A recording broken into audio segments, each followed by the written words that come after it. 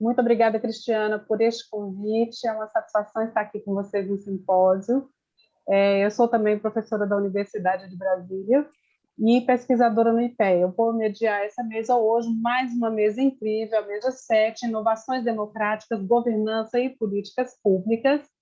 E hoje a gente tem aqui uma série de grandes convidados para discutir o tema com a gente, né? Então, nós temos, naturalmente, Cristiana Freitas, vai substituir o Marcos aqui nessa apresentação hoje à tarde. Ele, né, a Cristiana explicou, ele teve problemas de saúde na família. A Cristiana, então, é professora também da Universidade de Brasília, né? Cristiana é pesquisadora associada de pós-graduação da Faculdade de Comunicação no Departamento de Gestão de Políticas Públicas, da FASP-UNB, coordenadora do Grupo de Pesquisa sobre Estado, Regulação, Internet e Sociedade, GERIS, coordenadora do Grupo de Pesquisa, pesquisadora do Instituto Nacional de Ciência, Tecnologia e Democracia Digital, e do Grupo de Investigação em Governo, Administração e Políticas Públicas, GEGAP. Né? A Cristiana também, né, é a grande organizadora aqui desse evento. Junto teremos ainda o Daniel Avelino, que é gestor, pesquisador e advogado, possui graduação em Direito pela Universidade Federal da Bahia, mestrado em Teoria do Direito pela Federal de Pernambuco e doutorado em Política Social pela Universidade de Brasília. Atualmente pesquisa sobre democracia e participação social na diretoria de estudos e políticas do Estado das instituições de democracia do Instituto de Pesquisa Econômica Aplicada, meu colega, uma satisfação enorme, e ainda Igor Ferraz da Fonseca, que é pesquisador titular do Instituto de Pesquisa Econômica Aplicada, doutor em Democracia e Ciência Política pelo Centro de Estudos Sociais da Universidade de Coimbra, Portugal, possui mestrado em Desenvolvimento Sustentável pelo Centro de Desenvolvimento Sustentável da Universidade de Brasília e graduação em Sociologia pela UNB também, colega pesquisador no IPEA, né? Ambos há muito tempo já na pauta de participação social. E temos também Vinícius Bu, que é doutorando em Comunicação Social pela PUC-Rio, mestre em Comunicação Social pela PUC-Rio, bacharel em História pela Universidade Federal do Rio de Janeiro, foi idealizador e coordenador geral do Gabinete Digital, uma importante experiência de democracia digital desenvolvida no Brasil, vencedora de 4 prêmios nacionais em gestão pública. Bom, então, com esses convidados incríveis, a gente começa mais essa mesa com a fala de abertura da Cristiana e depois a gente passa para os demais convidados. Cristiana, por favor. Obrigada, gente. Obrigada por terem aceitado o convite, Daniel, Igor, Vinícius, também parceiros de outros simpósios, né? Não sei se vocês chegaram a ver os TBTs no Instagram, está todo mundo lá, menos o Igor, que é um novo parceiro também. Cada mês a gente está tendo essa alegria de cada vez mais incluir pessoas que são incríveis nessa área, nesse campo da democracia digital. Então, agora eu vou tirar o chapéu e vou falar um pouquinho sobre governança algorítmica. Na verdade, a minha fala estava um pouco na mesa anterior, né, que é justamente pensar a inteligência artificial para as políticas públicas, mas eu vou também incluir algumas pesquisas, alguns resultados de pesquisa sobre inovação democrática, ao final, para terminar com um tom otimista, porque eu acho que sim, os algoritmos eles representam um risco muito grande para a democracia, mas eles não podem ser demonizados, né? Eu acho que os algoritmos são instrumentos, então é pensar um pouco com vocês a governança algorítmica e algumas implicações dessa governança para a democracia, os riscos para essa democracia e também para o desenvolvimento de inovações democráticas, ou seja, será que a gente pode usar os algoritmos para a democracia? Então, é pensar tanto os riscos quanto os ganhos possíveis, né? E aí quero lembrar a apresentação do meu querido colega Rafael ontem, que a apresentação dele foi toda baseada em Star Wars, né? Então, falou muito do Dark Side, né? E aí eu quero falar também disso, assim, eu vou entrar nessas questões da governança algorítmica, nos riscos que ela representa para a democracia, especialmente quando ela passa a ser usada para a formulação de políticas públicas, quando ela passa a oferecer plataformas digitais de empresas para que a gente formule políticas públicas ali dentro, né? Isso é um grande risco. E depois eu vou analisar, na verdade, como esses algoritmos podem também ser usados a favor da democracia. Então, o pessoal da mesa anterior, o Sérgio falou disso, o Sivaldo também, a gente vive hoje o momento dos dados, né, da datificação, já compararam os dados com o petróleo, e a verdade é que a gente vive nesse processo de datificação do mundo, com, a meu ver, uma valorização excessiva dos dados, né? Então, os dados passam a ser o centro das explicações, a busca das soluções. Você ter os dados significa, e você seguir os dados, significa que você vai se dar bem, que você vai fazer a maior e a melhor administração e gestão pública.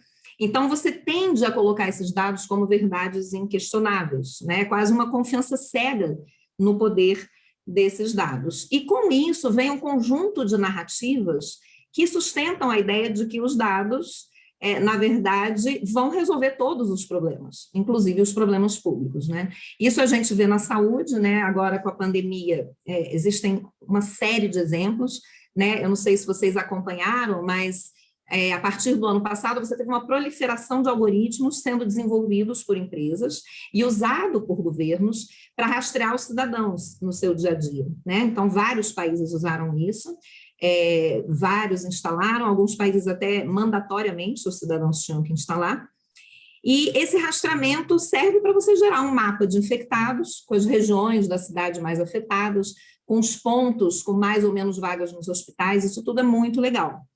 Mas não vai ser isso que vai controlar a pandemia, né? Não é que ter esses dados não seja importante.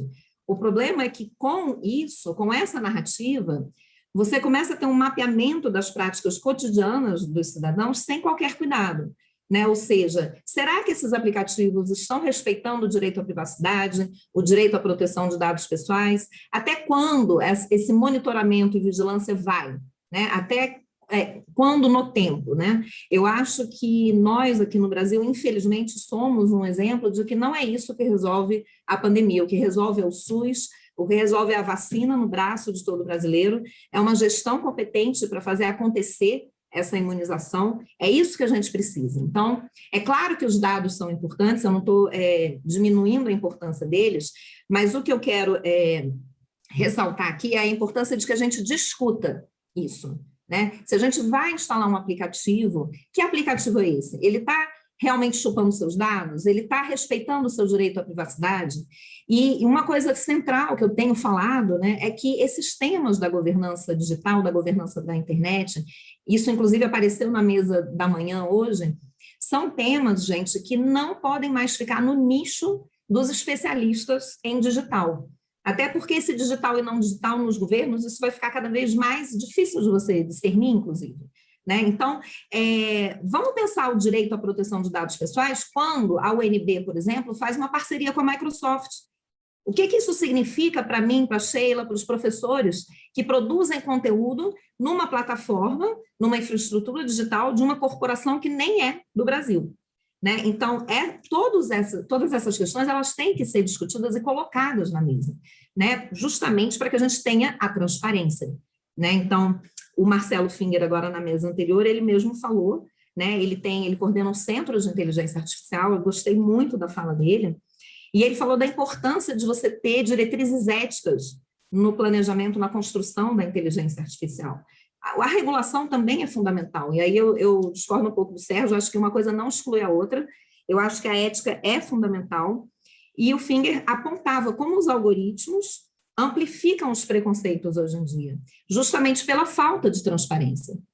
Então, para que a gente transponha esse problema da falta de transparência, a gente tem que discutir, né?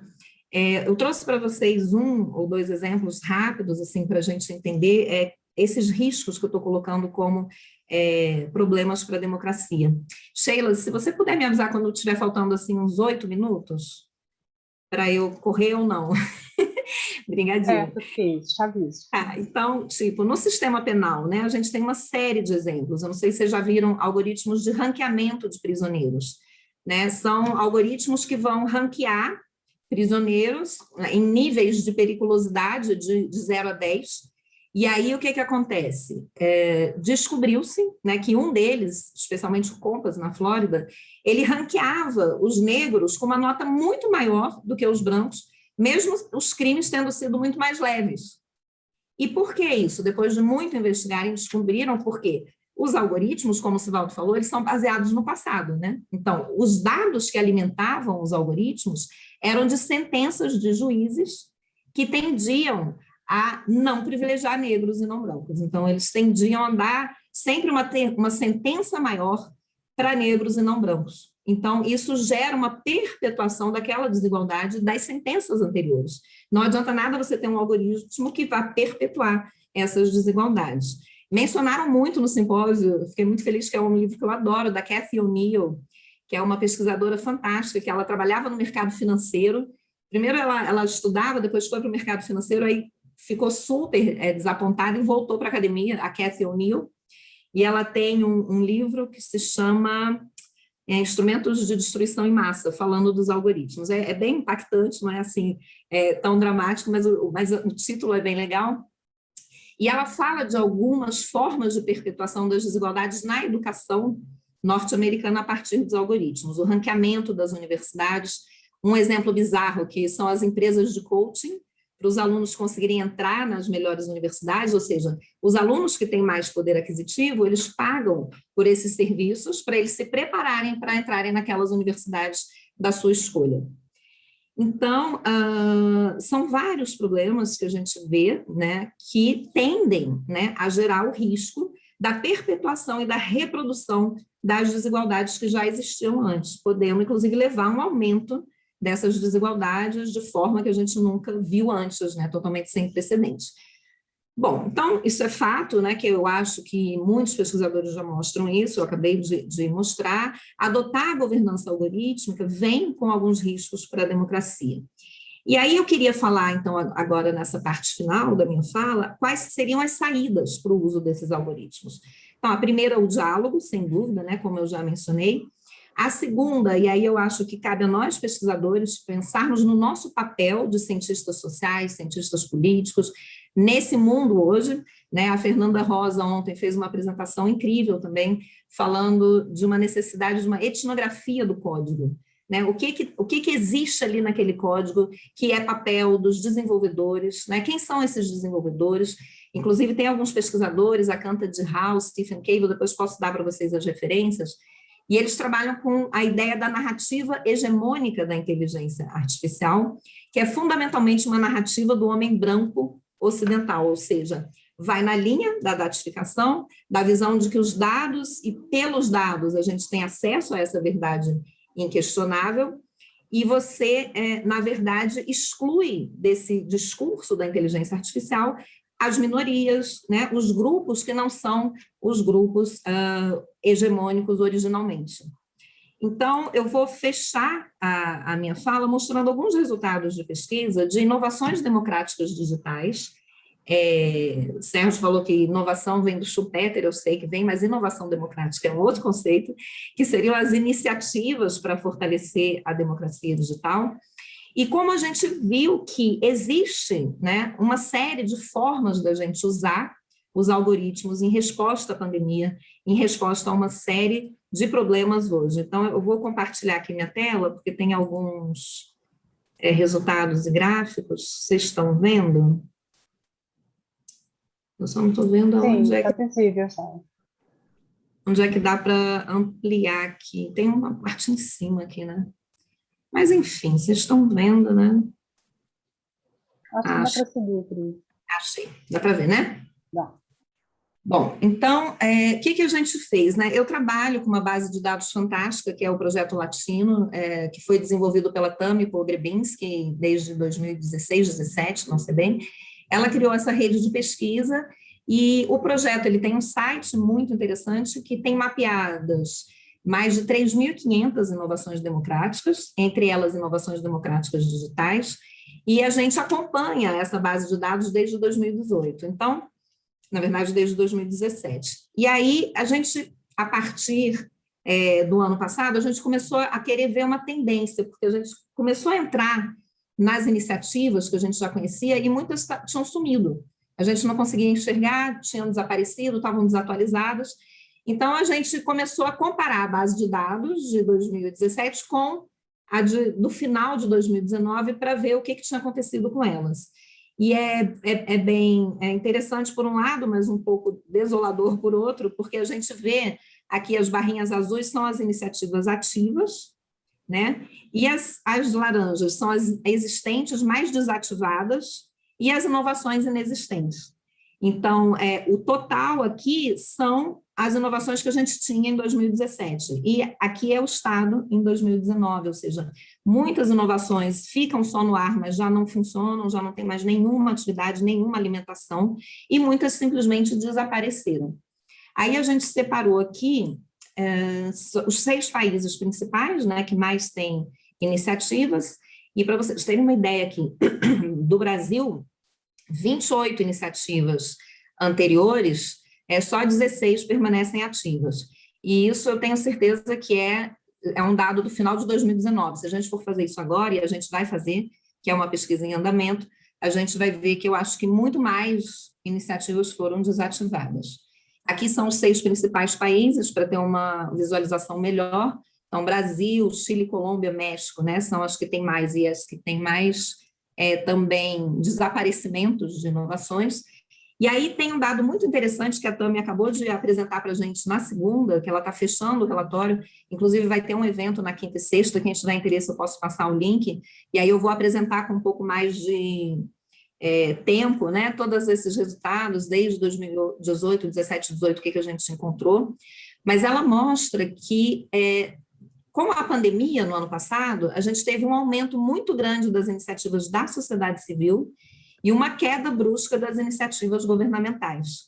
Então, isso converge com os resultados de crowd law, porque aquelas iniciativas de crowd law são do poder legislativo, né? São as iniciativas de produção colaborativa de leis. Então, são iniciativas do poder público, não são da sociedade civil, e o que a gente observa é que essas iniciativas governamentais tendem a cair, enquanto a sociedade civil se organiza de uma forma incrível. Então, aqui, para vocês terem uma ideia, em 2020 foram 125 inovações democráticas criadas só para resolver problemas da pandemia. 85% delas são digitais, usam a participação digital como meio. Né? E aí, essa é até uma afirmação da Tami, esse número é quase tão alto quanto a média de inovações criadas na América Latina nos 3 anos passados, nos 3 anos anteriores. Então, a gente está fazendo uma pesquisa agora no momento, que é longitudinal. A gente tem 526 inovações digitais que a gente mapeou em 2018, juntando agora com essas que minhas alunas fantásticas já encontraram, esse número de 274, nós vamos trabalhar com essas 800 inovações para observar tendências, regularidades. Não dá aqui para eu falar sobre isso tudo, mas eu vou então voltar à questão dos algoritmos e mostrar esse mapeamento que ainda está em andamento. A gente já fez uma pesquisa mais quali também, pensar as inovações democráticas que foram pensadas para o combate à pandemia e usando recursos algorítmicos, né? Os objetivos são muito plurais, e aí eu quero voltar à ideia desse impulso que as inovações democráticas ganharam na sociedade civil, né? Então, você tem laços de solidariedade sendo criados, uma atenção a grupos minoritários, inclusive o Sérgio Amadeu e o Cláudio Penteado tem uma iniciativa fantástica, que é de coordenar, fazer um grande mapa de todas as iniciativas da sociedade civil que surgiram com a pandemia, se chama Mapa Colaborativo, recomendo a todos que têm interesse no tema para dar uma olhadinha. Finalidades múltiplas. Aqueles 8 minutinhos que você pediu para avisar. Ah, que ótimo, gente. Então tá. Mais uns minutos para você finalizar. Maravilha. Então, são finalidades múltiplas, né? Então, a gente tem uma série de objetivos que são pensados. E uma coisa muito interessante da gente observar é que tem muito poucas iniciativas que são só de um setor, que são só do governo ou só da sociedade civil. Na maioria delas, elas são multiatoriais, multissetoriais, né? Elas vão sendo desenvolvidas por uma série de atores em parcerias, e com isso elas conseguem, de fato, alcançar os seus objetivos.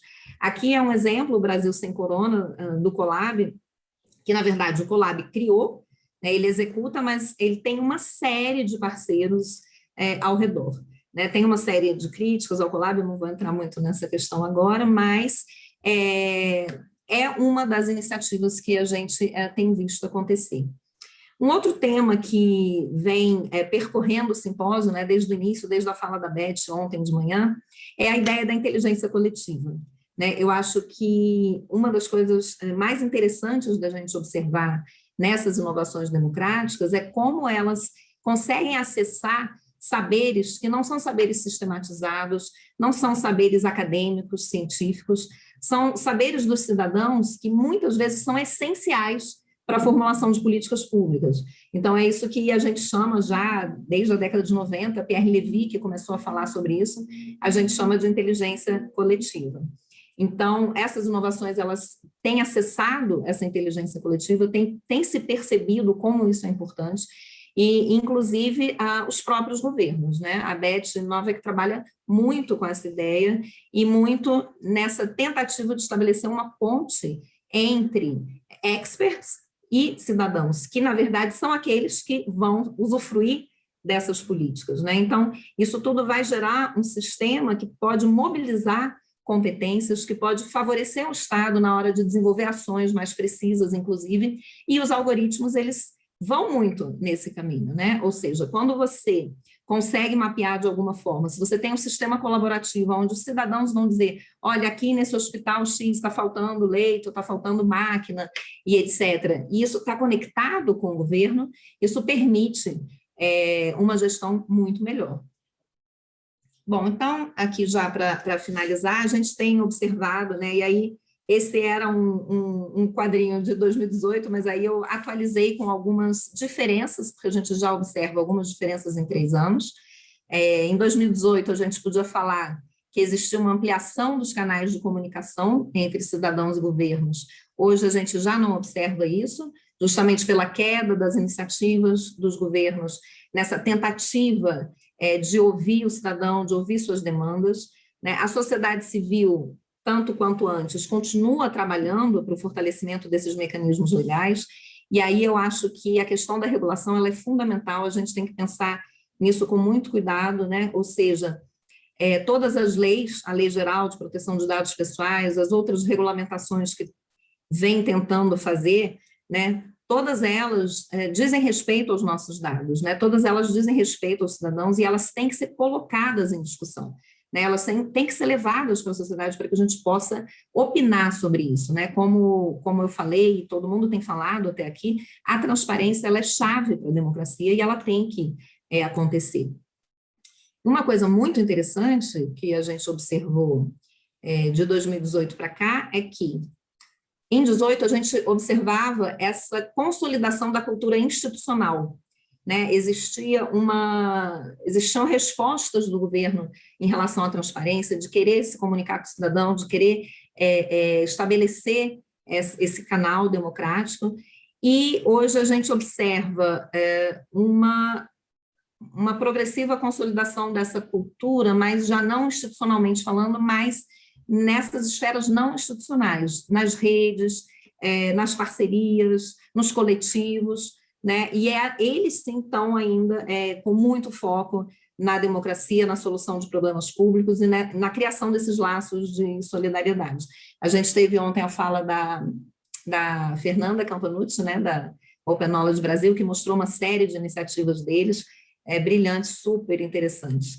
Bom, e para fechar, eu acho que são esses os desafios à frente, para fechar não, para abrir, né, que a gente vai começar agora a discussão, ouvir nossos colegas, e a ideia então é isso, é trabalhar em rede para a gente construir uma governança algorítmica que esteja próxima da democracia, né, e não trabalhe como um instrumento de regimes autoritários, né, como é que ela pode focar na inclusão, como é que a gente pode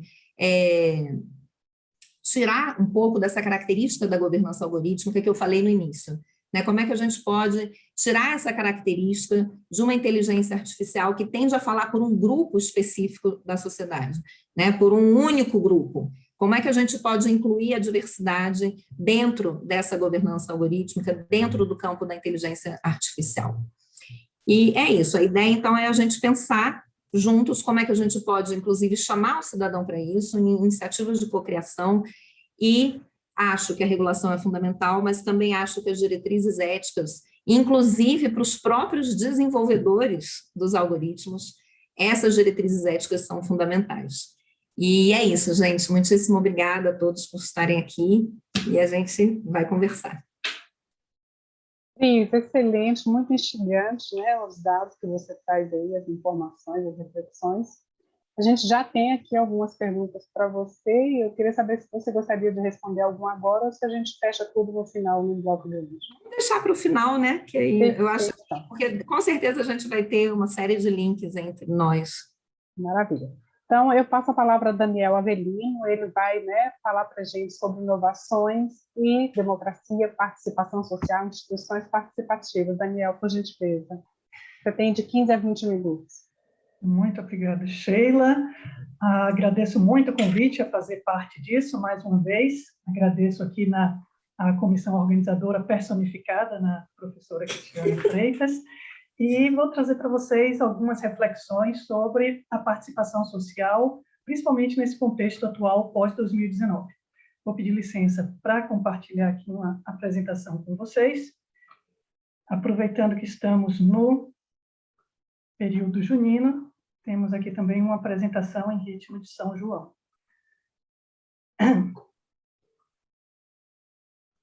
Muito bom. Muito bom, Daniel. Eu lembrei da sua apresentação, desculpa, rapidinho, eu lembrei da sua apresentação de 2016, que era da cebola, lembra? É verdade. É Você verdade. abrindo as camadas. Não dá para repetir o mesmo truque, então vou ter que fazer alguma coisa diferente hoje. Então, feliz São João para todos, feliz São João para todas. Vamos falar agora sobre a participação social, principalmente no contexto pós-2019. Para chegar até lá, eu vou pedir a paciência de vocês para que a gente reflita um pouco sobre o percurso traçado, de onde nós viemos e como chegamos até aqui. Peço à nossa elegantíssima moderadora Sheila que, por favor, me interrompa com a máxima violência quando estiver faltando 5 minutos, para eu não perder o arremate da apresentação. E vamos lá. Bom, o conceito de participação social que nós estamos usando é extremamente debatido nos autores, mas eu acho que esse debate se pacifica quando nós levamos em conta que é um conceito já normatizado. E o que eu estou falando aqui de participação social nada mais é do que aquilo que está previsto no artigo 21 da Declaração Universal dos Direitos Humanos, como sendo um direito humano, um direito político humano, de qualquer pessoa tomar parte no governo do seu país. E esse mesmo artigo do 21 da Declaração Universal, ele já traz, já explicita uma tensão que nós vamos retomar mais adiante, que é a tensão entre a democracia direta, a participação diretamente nos negócios do seu país, e a participação por meio de representantes, a participação intermediada daquela chamada democracia eleitoral, democracia representativa, que é o que nós conhecemos aqui no nosso sistema político. Mas a participação, em síntese, seria isso: o direito humano, político, de tomar parte nos negócios do seu país.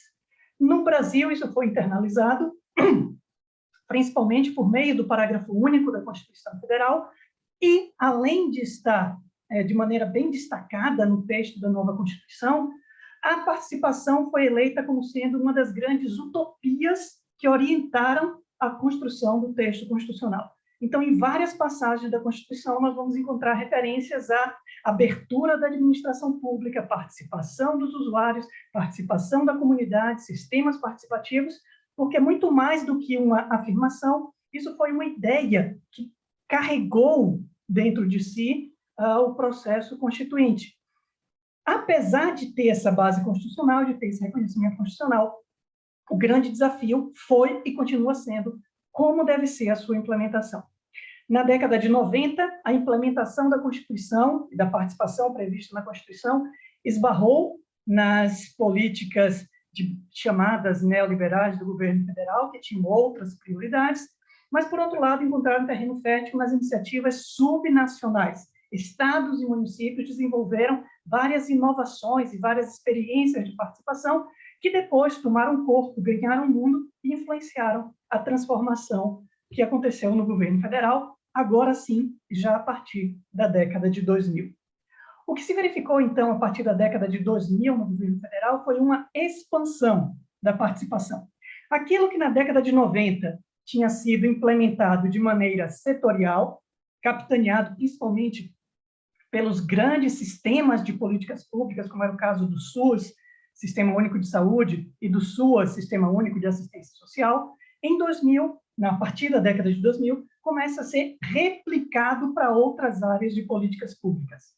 Várias outras áreas começam a desenvolver também sistemas de políticas públicas, sistemas federados de políticas públicas, e nisso replicam também o modelo do SUS, que é um modelo, conforme a Constituição, baseado na participação da comunidade, e aqui eu destaco bem esse termo comunidade, porque é um modelo de participação que se pretende como coletivo, que estimula a organização das pessoas, que leva em conta, que é sensível, que é alimentado por essa organização que precede a estrutura participativa e que, portanto, se torna um sistema muito fértil, muito aberto à participação e ao fortalecimento das organizações da sociedade civil, associações, sindicatos e outras formas organizativas. E esse modelo, então, é replicado para outras áreas de políticas públicas, com maior ou menor grau de sucesso, de maneira que, a partir da década de 2000, se forma no Brasil um grande ecossistema, uma grande rede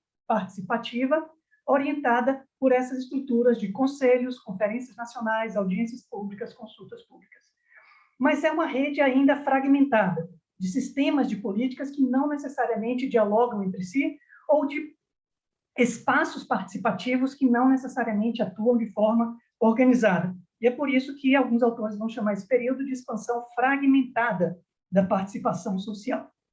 E essa expansão, que também ocorre no nível federativo, de maneira que, quando o Sistema Único de Saúde ou de Assistência Social atrela a liberação dos seus fundos públicos à criação de espaços participativos, estimula também a expansão desses espaços no âmbito subnacional, no âmbito municipal, estadual, e temos aí no Brasil uma proliferação de espaços participativos em estados, em municípios, assim como em outras áreas de políticas públicas no governo federal. E essa expansão, se por um lado pode ser visto como uma coisa positiva, como finalmente a implementação daqueles comandos previstos na Constituição Federal, por outro lado, ela evidencia também muitos e importantes desafios. Na prática, isso significa que quanto mais espaços de participação existem, quanto mais os espaços de participação deixam de ser uma novidade, deixam de ser uma inovação e passam a se tornar uma realidade cotidiana da gestão pública, mais a população, de modo geral, mas os usuários da política pública em particular, começam a perceber limites nesses espaços de participação, porque agora eles estão próximos, porque agora eles são permanentes, porque agora eles estão ao seu alcance, e deixam de ser aquela bandeira, aquela utopia distante que congregava diferentes forças em sua defesa durante a Constituinte, e passam a ser agora uma realidade concreta, portanto, sujeita a todo tipo de crítica. E as críticas vão no sentido da eficácia, qual é o efeito produzido por esses espaços nas políticas públicas a que se referem, e a insuficiência dessa influência, a insuficiência dessa interação também começa a ser vista pela sociedade, que cobra mais participação, mas uma participação mais efetiva, uma participação que também afete as decisões estratégicas de governo. Há também o desafio da inclusão política. Esses espaços se colocam como um novo espaço político, como um novo espaço de socialização política dentro da sociedade brasileira, e por isso são cada vez mais cobrados a responder a esse desafio da inclusão. Do ponto de vista dos seus participantes, dos representantes que são escolhidos ou que integram esses espaços, pesquisas feitas na época, principalmente pelo IPEA, mostram que os espaços participativos, em comparação com espaços tradicionais como o Poder Legislativo, são compostos por pessoas que têm um perfil mais próximo da demografia brasileira. Há uma presença maior de negros, há uma presença maior de mulheres, há uma presença maior de pessoas de baixa escolaridade, de pessoas de baixa renda. Há, então, relativamente, uma certa ampliação do espaço político, uma democratização do espaço político por meio dessas estruturas. Mas, por outro lado, ainda assim, algumas desigualdades e algumas lacunas de inclusão permanecem. É notável, por exemplo, a ausência da classe E, mesmo nesses espaços, das pessoas abaixo da linha de miséria, das pessoas da mais baixa escolaridade, além de alguns ranços de desigualdade em nichos específicos, em algumas políticas públicas específicas, em especial naquelas da área econômica ou de infraestrutura. E também um desafio que surge dessa ampliação dos espaços de participação, que é decorrente da relação entre poder executivo e poder legislativo. Esses espaços, essa rede participativa criada, ela se situa majoritariamente nos órgãos do poder executivo.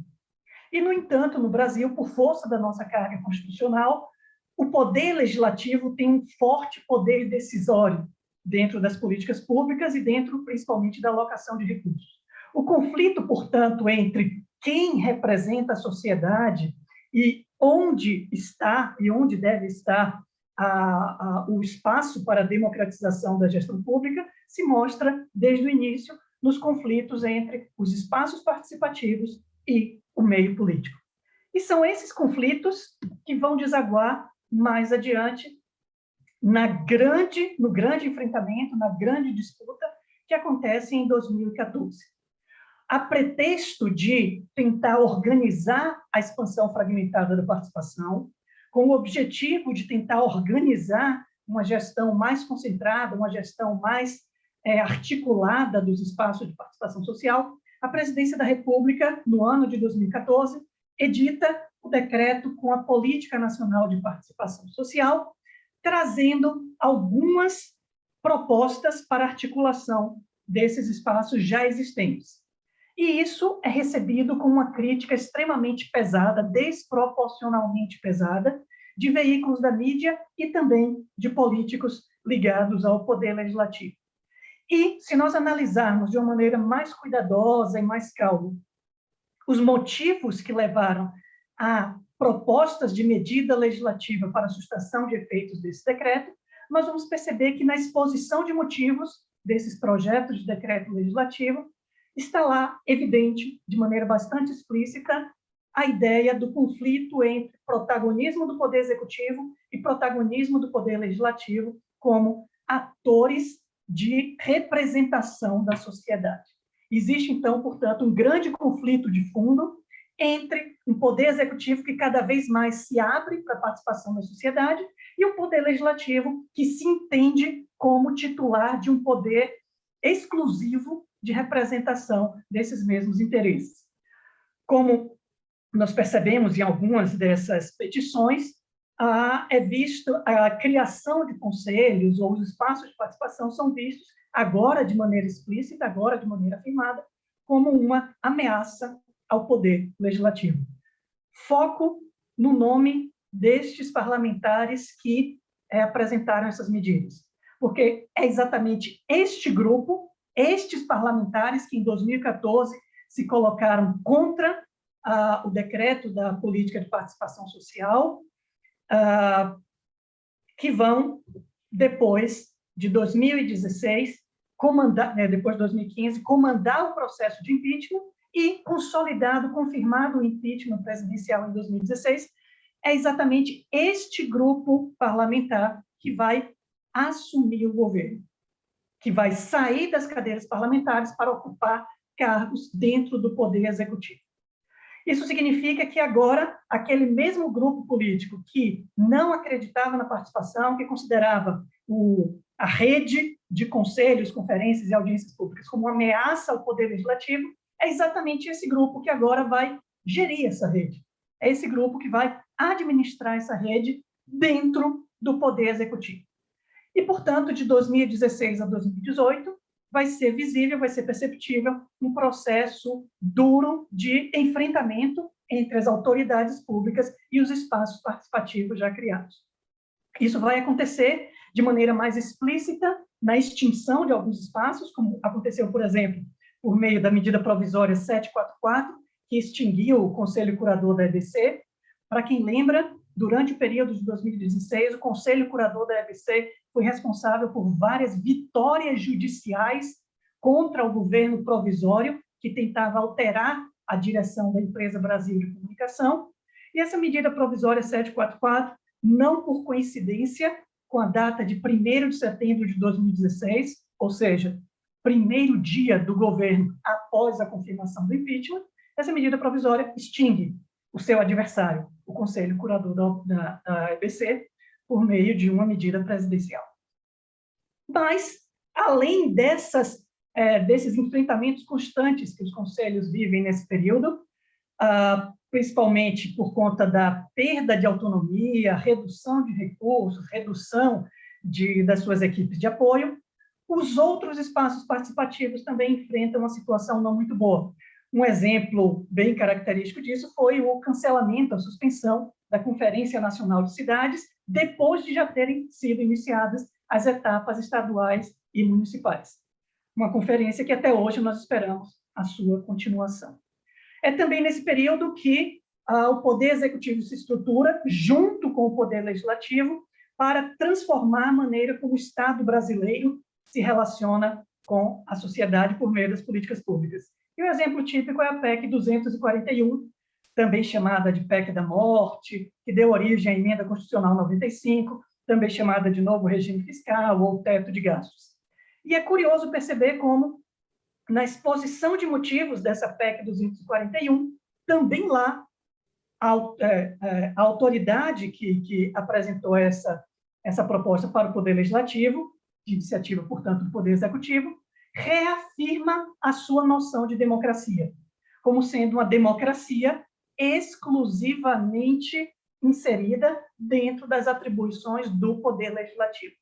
Fica, portanto, mais uma vez explícito, sem nenhuma cerimônia, sem nenhum disfarce, que o papel dos espaços de participação social já não é mais visto como aquele do controle social do governante público pelo governado, já não é mais aquele papel de democratização da gestão pública. Mas, como tudo que é ruim pode ficar pior, vem 2018, a eleição presidencial de 2018, e quem vence a eleição presidencial de 2018 é exatamente o candidato que se coloca como o antagonista desse modelo de participação social. E é característico e é muito importante perceber como, antes de qualquer medida de governo que veio a ser tomada em 2019, já estava mais do que afirmado, por meio de toda a carreira parlamentar desenvolvida ao longo de pelo menos 20 anos, a afirmação de que o novo governo seria um governo que se colocaria de maneira contrária àquilo que vinha sendo desenvolvido. Então, a ideia de desconstruir aquilo que foi criado a partir da década de 2000 já estava presente, a ideia de retirar as políticas públicas, de desconstruir as políticas públicas que foram desenvolvidas nesse período já estava presente, a ideia de que o governo estava ocupado por organizações não governamentais e que essa ocupação seria desfeita, era uma ideia que já estava presente, de que os grupos de interesse que ocupavam o governo seriam retirados desses espaços, isso já estava também afirmado, e, pelo menos desde 1999, também já estava explícito nesse discurso a ideia de política de morte, uma política que girava em torno da ideia de morte, de matar, de eliminar, de exterminar, de fuzilar. O que acontece, então, e agora tratando especificamente do nosso desafio, que é a participação social pós-2019, é que os espaços participativos, os espaços de participação social, se mantêm, se preservam, muito por força de lei e da sua institucionalização legal ou constitucional nos períodos anteriores, mas são espaços que são objetos de novos e constantes ataques durante todo o tempo. O caso mais conhecido foi o caso do Decreto 9759, abril de 2019, que, de maneira bem direta, coloca como seu objetivo extinção de órgãos colegiados do governo federal. Nas exposições de motivo a esse decreto, mais uma vez, estão lá a pretensão de eliminação ou de expulsão dos grupos que se consideravam como inimigos ou adversários do governo eleito. Mas o decreto ele é apenas a ponta do iceberg. Há também um conjunto mais variado de medidas de enxugamento dos conselhos, redução do número, alteração da composição, diminuição do poder decisório, que, de maneira contraditória, vão conviver também com algumas outras iniciativas de criação de novos espaços de participação. Espaços com outro formato diferente, espaços com outro objetivo, que nós vamos analisar com muito mais cuidado depois de ouvir a palestra do nosso colega Igor Fonseca na sequência. Novos conselhos são criados, como é o caso mais recente do Conselho Nacional de Proteção de Dados, ligado à Autoridade Nacional de Proteção de Dados, mas são conselhos já com um formato muito diferente daqueles que vinham sendo desenvolvidos nos anos anteriores. O que fica disso tudo, então, e quais são os sinais para nós nos próximos períodos? Primeiro, mostrar que os espaços de participação social sobrevivem, muito por conta da sua institucionalização, e esse aspecto formal é importante.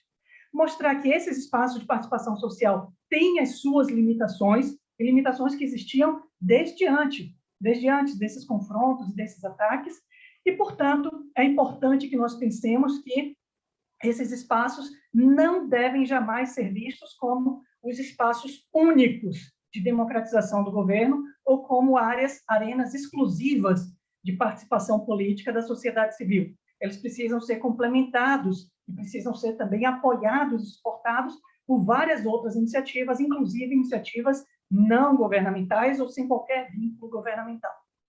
Mas isso também mostra para nós a grande fragilidade dessas iniciativas de democratização da gestão pública brasileira.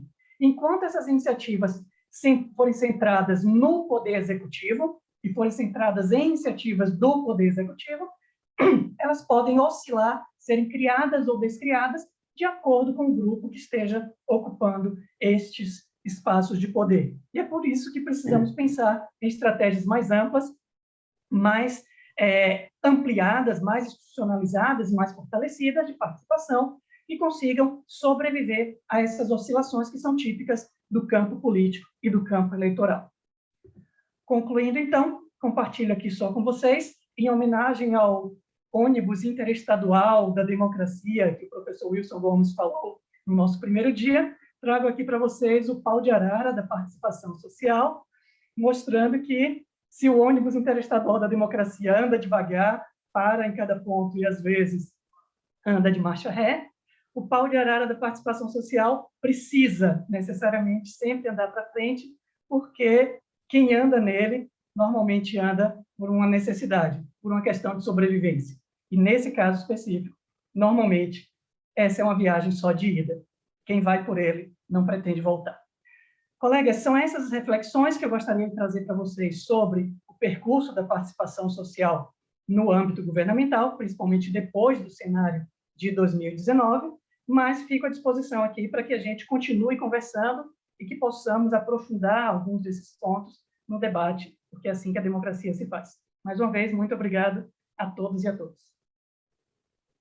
Daniel, sempre fantástico nas suas abordagens, né? Faz para a gente uma reflexão que é muito relevante para os dias de hoje, né? Há quantas anos a nossa participação social mostra esse deslocamento de poder e essa crise nesse momento.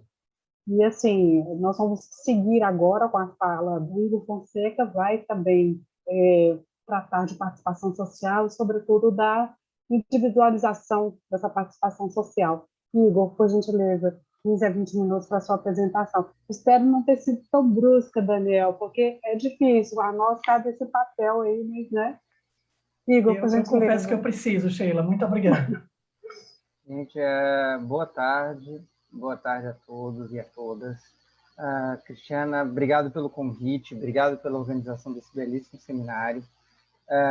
Também queria agradecer demais a apresentação do Daniel, uma coisa fantástica, né? Esses slides com xilogravuras e tudo rimado, né? Em literatura de cordel. Se deu ao trabalho de contar a história da ascensão e queda da participação social em nível federal por meio de cordel. Isso é uma coisa que, por si só, já merece um Oscar da apresentação. Eu vou também vou compartilhar aqui uma apresentação com vergonha, né? Porque depois disso que o Daniel faz, você colocar um slide desse de Excel é a coisa mais feia que você poderia fazer. Mas, enfim, espero que a mensagem seja bem passada. Vocês estão vendo a apresentação? Sim, já estamos vendo. Deixa eu ver se eu consigo, eu não estou conseguindo passar ela. Ah, tá. Ah, beleza. Sim, Ótimo, perfeito. Então, o que eu queria era retomar a partir do que o Daniel fala, ou seja, a gente tem assim, uma ascensão e queda da participação, mas a gente tem também uma transformação disso, ou seja, aquilo que sobrevive, aquilo que é criado após esse novo cenário, ou aquilo que as experiências anteriores que sobrevivem, aquelas que sobrevivem melhor, elas precisam se transformar para sobreviver. Eu acho que a gente está no momento aí da literatura de participação que é entender a criação de novos espaços, o que eles são e como o que você ganha, o que você perde com as transformações que são necessárias para a sobrevivência dessas instituições participativas, né? E muito dessas novas mudanças, elas têm a ver com o digital, e eu vou explicar um pouquinho o porquê. Eu vou retomando rapidamente, o Daniel já falou bastante nisso, mas nessa era de ouro da participação que o Daniel falou, existem algumas características básicas nas instituições participativas. Elas não são só participativas, elas são representativas, aquilo que a representação no interior das experiências de participação, né? Como a professora Lígia Luckmann fala, então, mais do que um espaço de participação direta entre o cidadão, são o reconhecimento de novas formas de representação, de associações, de sindicatos, de movimentos sociais, todas elas preocupadas com a inclusão política, ou seja, de incluir vozes excluídas da política e de reduzir desigualdades também. Todas essas, a grande maioria dessas experiências, os conselhos, as conferências, embora tenha um outro elemento digital, o foco são os diálogos face a face, ou seja, as reuniões, as plenárias dos conselhos, as etapas nacionais, municipais, de conferência, onde todo mundo se reunia presencialmente ali para debater formulação de política pública. Então, era sempre essa ideia do coletivo também. Além do face a face, do presencial, não era o indivíduo e o Estado, era o coletivo, aquilo que surgia da interação entre as pessoas, né, entre os grupos sociais. Então, isso é o que é a tônica do orçamento participativo, dos conselhos gestores, das conferências nacionais, e de todas elas que faziam parte do Sistema Nacional de Participação Social que o Daniel falou, né? Os conselhos, as conferências, e que agora, como bem falou o Daniel, entraram numa situação de colapso. Eu vou usar um exemplo só de uma dessas instituições que estava presente no Sistema Nacional de Participação Social, que são as ouvidorias, para mostrar como que essas coisas mudam. É só um exemplo ilustrativo, mas que eu acho que traz alguns insights interessantes, né? Por exemplo, lá junto dos conselhos, das conferências e tudo mais, tem lá como um dos mecanismos do extinto, né, Sistema Nacional de Participação Social, as ouvidorias públicas. Ninguém dava muita ideia, elas ficavam ali escondidinhas, né, porque as conferências, os conselhos chamavam muito mais atenção, as próprias audiências públicas. Mas elas entraram. Por quê? Por um trabalho muito interessante das várias ouvidorias estaduais, municipais, mas sobretudo da Ouvidoria Geral da União, que hoje continua viva na Controladoria Geral da União, que fez um diálogo muito interessante, já na época, com a Secretaria-Geral da Presidência, e as ouvidorias foram incluídas ali. Embora as ouvidorias elas tenham uma história própria, que difere dos conselhos, das conferências, né? Ou ela vem lá de uma tradição dos homens, uma tradição nórdica, né? Dos homens das reclamações, homens das queixas, né? Ou seja, aquela coisa, uma pessoa do Estado que seria responsável por recolher as queixas da sociedade e passar aquilo adiante, né? As ouvidorias também, enquanto outras instituições participativas, elas atuam na definição e na formulação de políticas públicas, as ouvidorias elas no início, elas se colocam os documentos, os relatórios da Ouvidoria Geral da União, as entrevistas com os seus funcionários e tudo mais, colocam que as ouvidorias atuam na implementação das mesmas, ou seja, a partir da fiscalização da ação governamental. Mas, naquele momento da era de ouro da participação, os documentos de ouvidoria, os relatórios, o ouvidor geral da União e tudo, reforça o caráter da ouvidoria enquanto instituição participativa, ou seja, ela é um elemento de participação, porque seria isso, né? Uma instância de controle e participação social responsável pelo tratamento das reclamações, solicitações, denúncias, sugestões e elogios relativos às políticas e serviços públicos, né? Então, você tinha as ouvidorias se consideram instituições participativas, assim, como os conselhos, como as conferências e tudo mais. Só que elas sempre tiveram algumas características que facilitaram depois essa transição. E uma delas foi uma abertura maior para o individual, ou seja, você vai lá e faz uma reclamação sobre um serviço público que não está funcionando, ou você vai lá e faz um requerimento sobre dados. Hoje em dia, por exemplo, a Ouvidoria Geral da União, ela é responsável por todo o processamento de informações da LAI, né, da Lei de Acesso à Informação, que já entra um pouco com o digital, que eu vou falar ali um pouco mais na frente. Mas, de qualquer forma, elas não foram tão afetadas pelo colapso do modelo participativo como as demais instituições participativas. E aí, um dos motivos no momento, eles foram muito espertos, e tinham que ser, mas no momento em que se percebeu que os conselhos, as conferências, essa ideia da participação social, do controle social, estava em crise no governo, a própria Ouvidoria Geral da União, ela reformulou as suas atividades, né, para que se vinculasse a outras atribuições da própria CGU.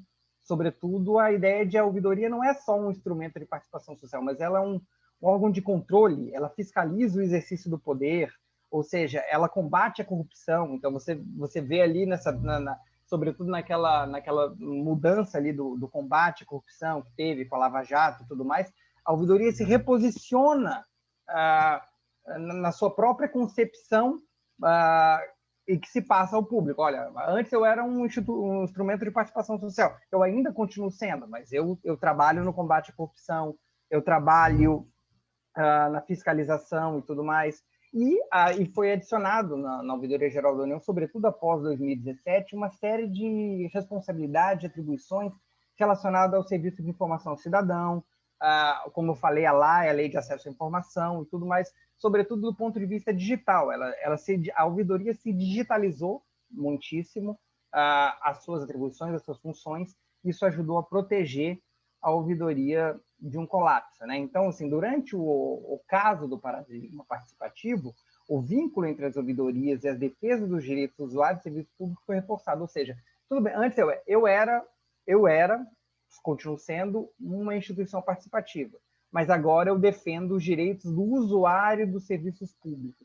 O usuário é muito importante, porque não é o cidadão, aquele grupo social, aquela identidade, é o usuário do serviço público. Traz ali uma relação entre cidadão-cliente que é muito, muito tênue, ou seja, a relação entre o Estado e a sociedade, ela passa a ser uma relação entre o Estado e um cliente, entre uma empresa e um cliente, né? E aí a ouvidoria, para se reestruturar, para se manter, e hoje em dia, como eu reforço dizendo, é das que menos sofreram esse colapso do sistema, porque elas revalorizaram esse atributo típico das ouvidorias, a participação direta do cidadão individual, notadamente na defesa do direito cidadão, né? Então, que é, por sua vez, identificada como direito dos usuários, né?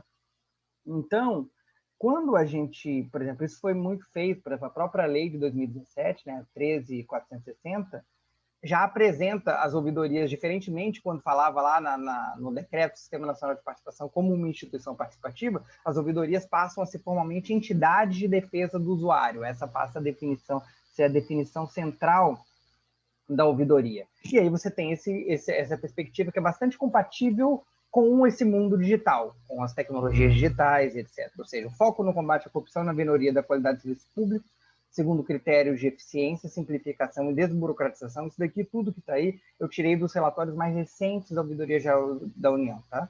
Então, as solicitações de simplificação do acesso aos serviços públicos prestados por entidades do Poder Executivo Federal, Simplifique, são uma série de atribuições, de programas, de interfaces que a Ouvidoria Geral da União tem ativa atualmente, né? O Fala BR, ou seja, ou Ouve, que seria uma plataforma integrada de ouvidoria e acesso à informação.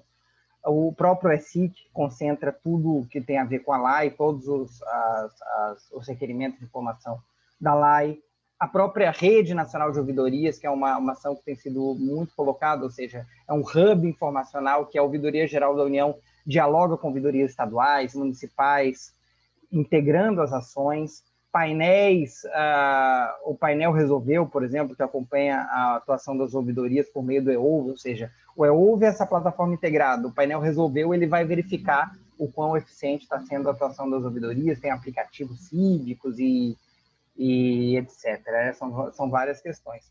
E aí o que eu queria trazer aqui, ok, eles se transformaram depois do ocaso do modelo participativo, talvez seja daquelas instituições participativas que estavam no Sistema Nacional de Participação Social que menos sofreram, que mais ativos estão ainda hoje, né?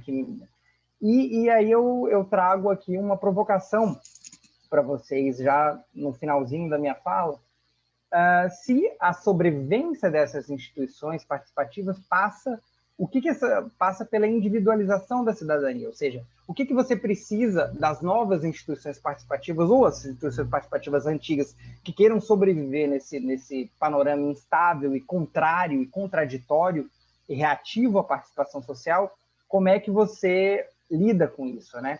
Então, assim, a gente tem eu advogo aí pela potencial emergência de um novo modelo de participação social que é diferente do anterior, focado, sobretudo, na interação entre o Estado e os cidadãos, na sua base individual e atomizada. Ou seja, esquece movimento social, esquece questão sindicatos, reuniões coletivas, interação face a face. É uma coisa muito mais individual e atomizada. A internet ela acaba sendo, para essas novas instituições participativas, ou as instituições que sobrevivem, o canal preferencial de interlocução, de forma direta, sem a necessidade de mediação por organizações da sociedade civil ou por instâncias de participação social.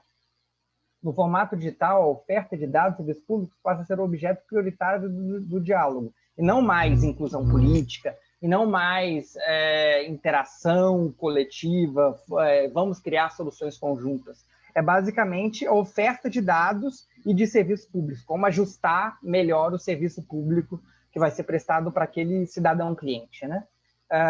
E também, e por outro lado, todo esse meio funciona como fonte de informações para a gestão pública. E por fim, e o que eu acho que é mais crítico nesse novo modelo que surge atualmente é que há um abandono de esforços para a inclusão política e social, ou seja, isso é colocado no segundo plano, ou seja, não há mais aquela função de redução da desigualdade, de inclusão política e, sobretudo, de redução da desigualdade que as instituições participativas sempre almejaram ter, desde lá do orçamento participativo de Porto Alegre, falando aqui com Vinícius Buch, o gabinete digital, tudo aquilo que estava colocado. Sempre houve uma ideia de que a instituição participativa pode reduzir desigualdade, pode incluir excluídos e reduzir desigualdades. E, no caso dessas novas formas, desses novos modelos de participação, isso parece ser colocado em segundo plano, né? Então, a gente tem instituições participativas atomizadas e que, no final das contas, será que elas perdem a sua função social, digamos assim? Elas perdem sua razão de ser? Ou será que ainda faz sentido você pensar em uma instituição participativa e pensar, ok, se a questão é o cidadão cliente, o que precisamos fazer para sobreviver é mudar para esse novo modelo de cidadão cliente, será que esse modelo de cidadão cliente ainda é participação social, como definido nesses últimos 20 anos, desde a institucionalização desses canais anteriores, conselhos, conferências, orçamentos participativos? Será que ainda é participação? Até que ponto é participação social ou não? Que é uma questão que eu mesmo tenho dúvida, mas eu acho que é uma fronteira aí que todos os estudiosos de participação social atualmente estão enfrentando, né? É isso, gente. Obrigado, agradeço aí ao espaço, estou à disposição para a gente dialogar. Excelente, Igor. Igor traz para a gente assim, um outro olhar, e é surpreendente, né? Como a gente está falando de participação, de coletividade, de inclusão, e a gente consegue ver que um olhar sobre como isso vai, né, desenvolvendo um aspecto de individualização e o impacto disso dentro dessa participação. Então, eu estou vendo que esse debate vai ser bem instigante. Muito obrigada, Igor. E eu passo a palavra, então, ao Vinícius Buch, que vai adensar ainda mais essa discussão com as experiências de inovação digital, de participação digital. Vinícius, por gentileza, está com vocês. Chega, tudo bem? Daniel, Igor e Cristiana, enfim, obrigado pelo convite. Mais uma vez, estar aqui com vocês no simpósio. Parabéns aí, que realmente tem sido debates interessantíssimos, e aqui a gente tem acompanhado muito nossa equipe, inclusive da Prefeitura aqui de Niterói, para tentar absorver algumas ideias e tentar experimentar também novas possibilidades para o processo democrático aqui na cidade. Bom, eu vou definir aqui como ponto de partida para essa contribuição um pouco da provocação que está permeando várias discussões ao longo do simpósio, e especialmente a apresentação de ontem do meu amigo Rafael Sampaio, lá da Federal do Paraná, quando ele coloca o questionamento, né, sobre se faz sentido nós debatermos democracia digital, inovação e governança democrática em tempos de democracia tão escassa, especialmente no Brasil. Né? Eu vou tentar, então, a partir desse ponto de partida, trazer uma reflexão que envolve também o debate sobre as cidades, sobre esse cenário, né, da pandemia, os desafios que estão colocados para todos nós, que pensamos democracia, participação e desenvolvimento de políticas públicas nesse ambiente. Falar um pouco também sobre as redes de informação e o impacto disso no debate, na obstrução do debate público, e tentar apontar algumas ideias que, inclusive, já foram aqui levantadas em outras mesas, sobre as possibilidades, né, digamos assim, de saída desse labirinto em que nos encontramos, né?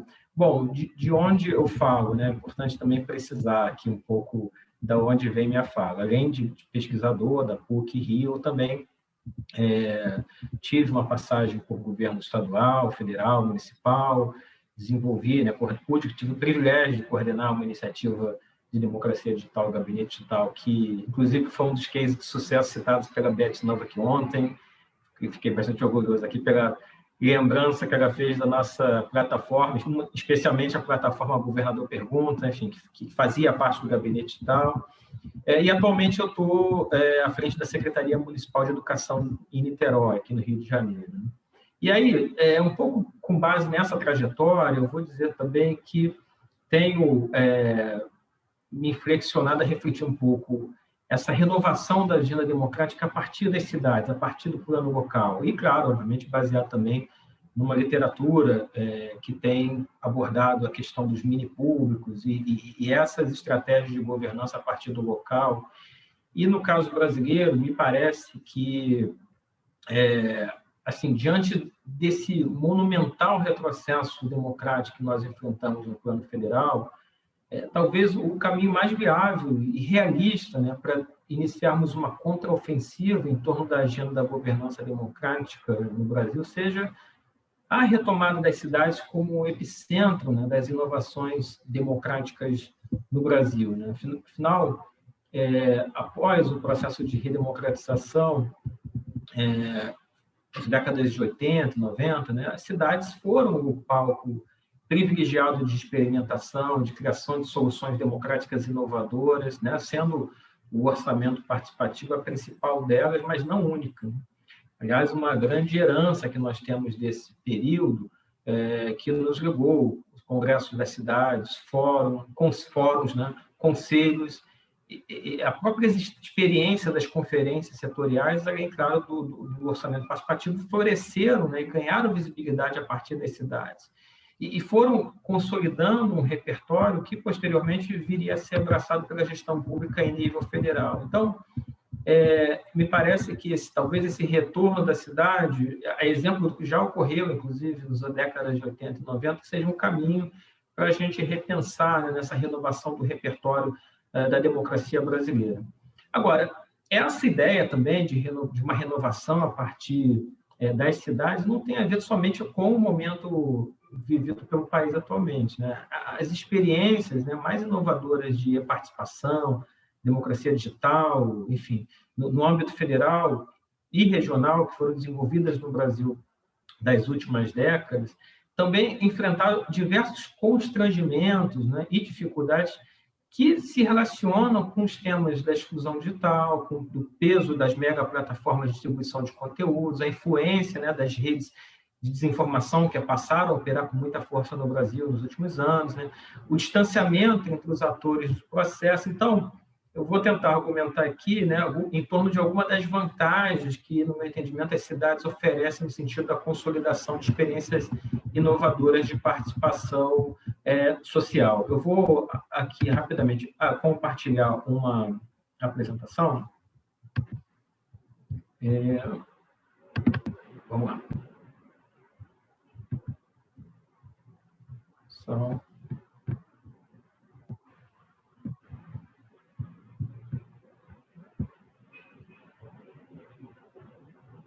Pronto. Então, voltando, então, sobre só rapidinho, peraí.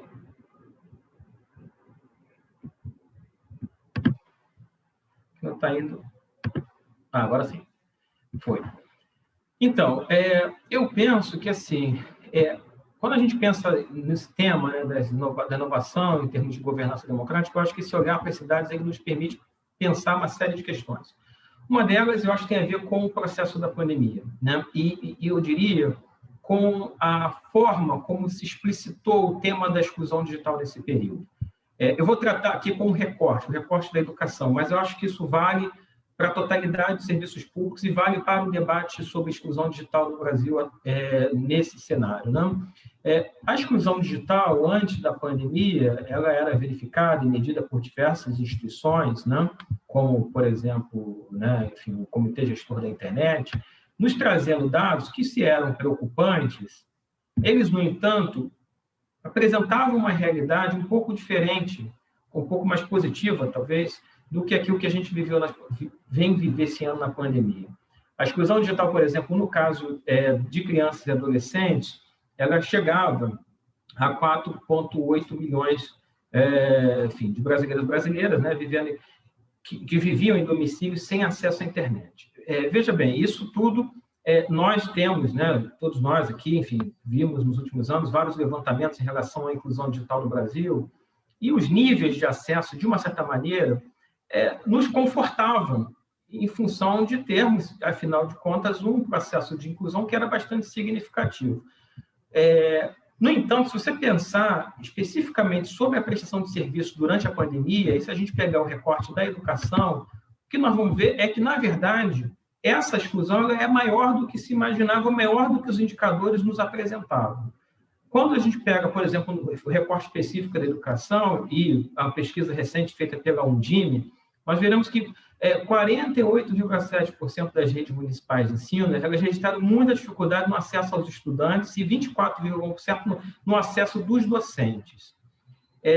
Além disso, é importante dizer que a maior parte das soluções das cidades brasileiras que foram desenvolvidas passavam pelo papel, né, impressão de materiais pedagógicos impressos, 95,3%, ou por orientações dadas pelo WhatsApp. O que isso tem demonstrado de maneira muito evidente? É que, na verdade, aqueles indicadores que nós trabalhávamos, né, até então, sobre acesso à internet, na verdade, eles não diziam muito sobre a qualidade do acesso. E esta qualidade do acesso é muito pior do que, na verdade, se supunha. É uma qualidade, um acesso de baixíssima qualidade, circunscrito a acesso a alguns serviços eletrônicos, alguns serviços digitais, e agora que o Estado brasileiro se colocou diante da possibilidade, ou da necessidade, né, de utilizar esse acesso para a realização, prestação de serviço, que nós vimos foi um buraco, né, digamos assim, muito mais profundo do que aquele que nós imaginávamos. Na verdade, quando a gente pega os índices de maneira fria, a inclusão digital, o sujeito que tem lá acesso, né, a um celular, com a tela, eu tenho falado sobre isso, com a tela trincada, com um pacote de dados super reduzido, em que ele só consegue acessar o WhatsApp, Facebook e alguma coisa do YouTube, com um único equipamento que é dividido pela família inteira e que, quando ele está fora de casa, ele leva para utilizar no seu trabalho. Esse sujeito, em tese, é considerado incluído digitalmente. Mas a qualidade desse acesso ela é absolutamente precária e não permite o desenvolvimento de nenhum tipo de relacionamento efetivo, sistemático entre o Estado e a cidadania. Isso tem a ver, eu acho, e nos diz muito sobre as experiências de democracia digital e sobre os limites para a participação dada por essa precariedade que nós temos em termos de acesso. E aí você pega, por exemplo, o tema da educação, eu estou fazendo esse recorte aqui por motivos óbvios, né? Nós tínhamos, né, uma exclusão estimada em torno de 1,5 milhão de jovens, né, crianças, enfim, antes da pandemia. Tá? A exclusão escolar atingia a 1,5 milhão de estudantes. Durante a pandemia, esta exclusão ela se amplia para 5,2 milhões. Né? Ou seja, em grande medida, isso se dá pela precariedade do acesso à internet. Isso eu acho que é um dado muito importante, se nós quisermos pensar em termos de desenvolvimento de experiências de democracia digital, de iniciativas de e-government, de transparência, porque, efetivamente, o que a pandemia está nos escancarando, mostrando de maneira muito efetiva, é que, portanto, a exclusão é muito maior do que nos informam os dados oficiais. Né? E, no caso da educação, fica muito claro que a qualidade do acesso ela fez com que uma parte significativa, né, dos estudantes brasileiros não tivesse garantido o seu direito à educação durante esse período, não tivesse garantido acesso aos serviços educacionais em função da precariedade com que esse acesso é oferecido. Bom, isso nos remete a uma discussão já abordada por vários autores, como, por exemplo, o Anthony William, sobre os impactos da exclusão, né, no processo de desenvolvimento de iniciativas de democracia digital. Esse modelo, né, de centro-periferia no acesso tecnológico, ele nos mostra, né, que, de fato, e a realidade da pandemia nos traz isso de maneira muito dramática, né, que nós temos, de fato, um centro, né, do acesso à tecnologia, que é aqueles cidadãos que têm o nível pleno de acesso e utilização de todos os serviços, repertório digital, e que tendem a ser também os maiores participantes dos processos, por exemplo, de democracia digital, de participação, enfim.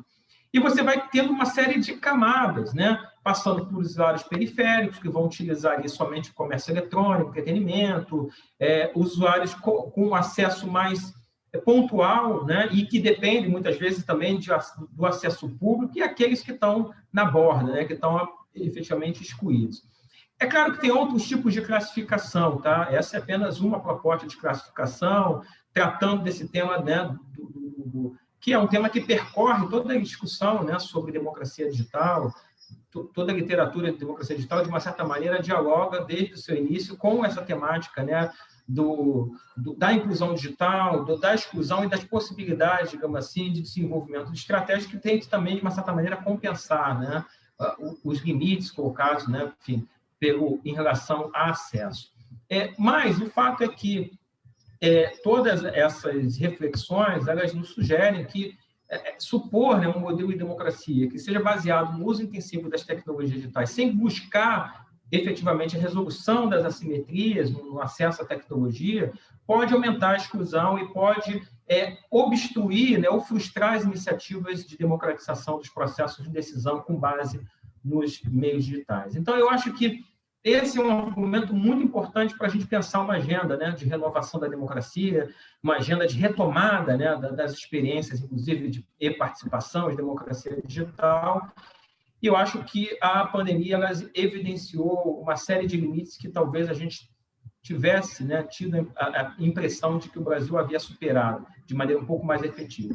E aí eu acho que as cidades, né, de fato, elas cumprem um papel muito importante, elas podem cumprir um papel muito importante na redução dessas assimetrias. Primeiro, por possibilitar uma aproximação maior e o desenvolvimento de atividades híbridas que sejam mais inclusivas.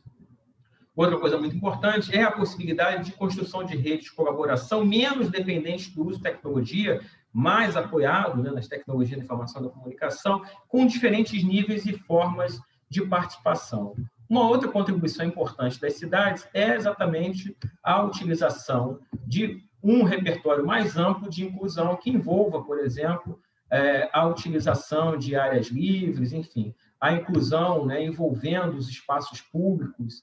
E esse é um tema, de fato, que num país como o Brasil, né, com tamanhas debilidades, desigualdades em termos de acesso a serviços públicos e também à internet, me parece que pensar de maneira um pouco mais efetiva esta questão do acesso e utilizar, né, um repertório um pouco mais amplo de políticas públicas para a redução dessas assimetrias parece um elemento fundamental se nós quisermos pensar numa agenda de participação nesse próximo período.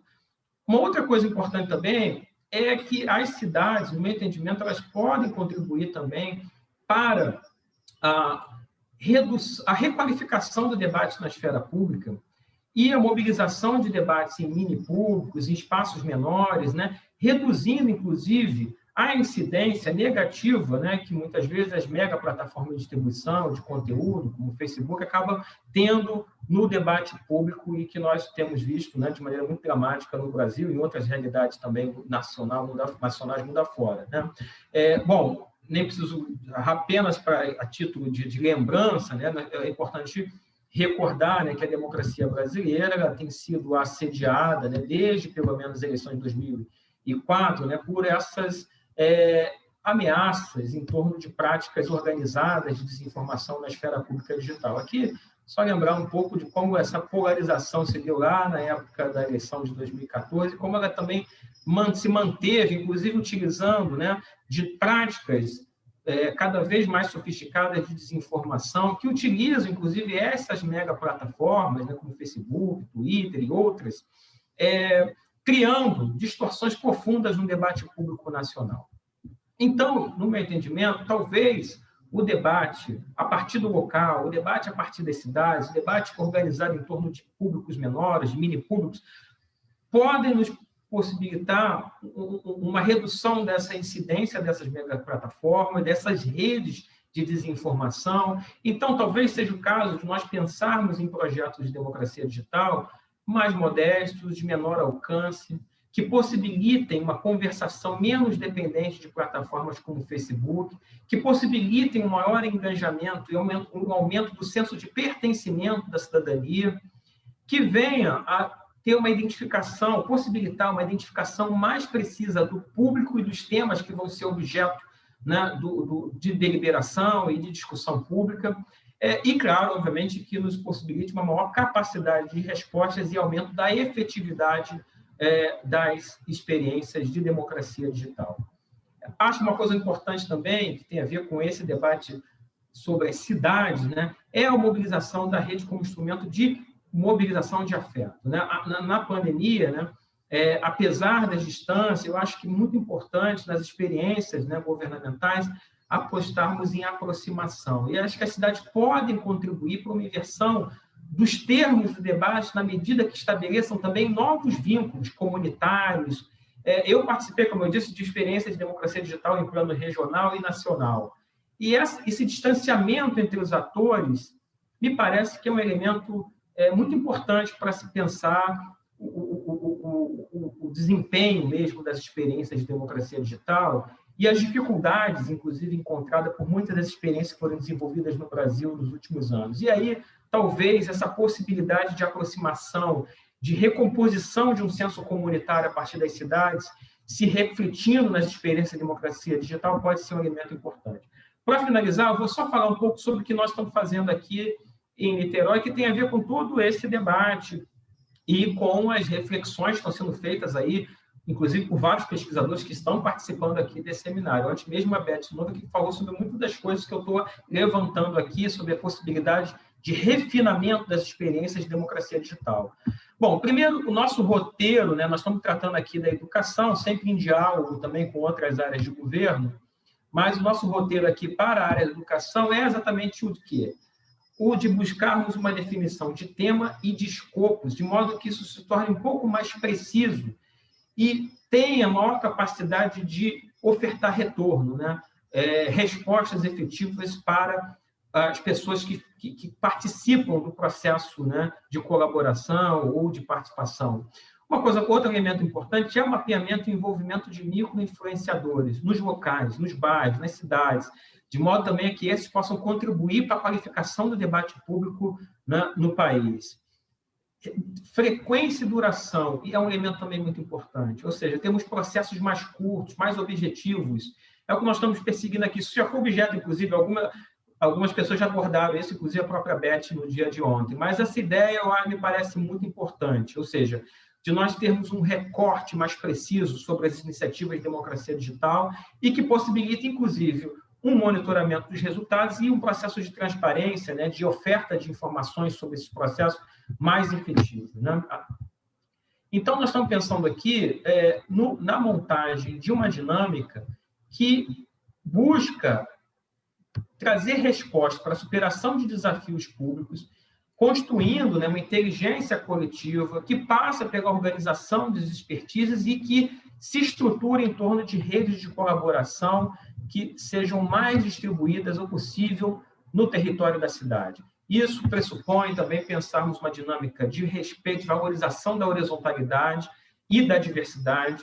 A ideia de nós que buscarmos um aprendizado na experiência dessa, né, no desenvolvimento desses projetos, uma certa tolerância ao erro, que é fundamental, isso também é um elemento importante, ou seja, e ter muita transparência, né, muita capacidade dialógica no relacionamento com a sociedade, buscando, né, ter como foco a resolução de problemas específicos. Isso é um elemento muito importante, acho que outros já falaram aqui, mas a restauração da confiança nas instituições públicas passa também pela recomposição da capacidade também do Estado, do poder público, em oferecer respostas efetivas à sociedade. Nos processos participativos, isso é fundamental, e garantindo, dessa maneira, mais efetividade nos processos de participação.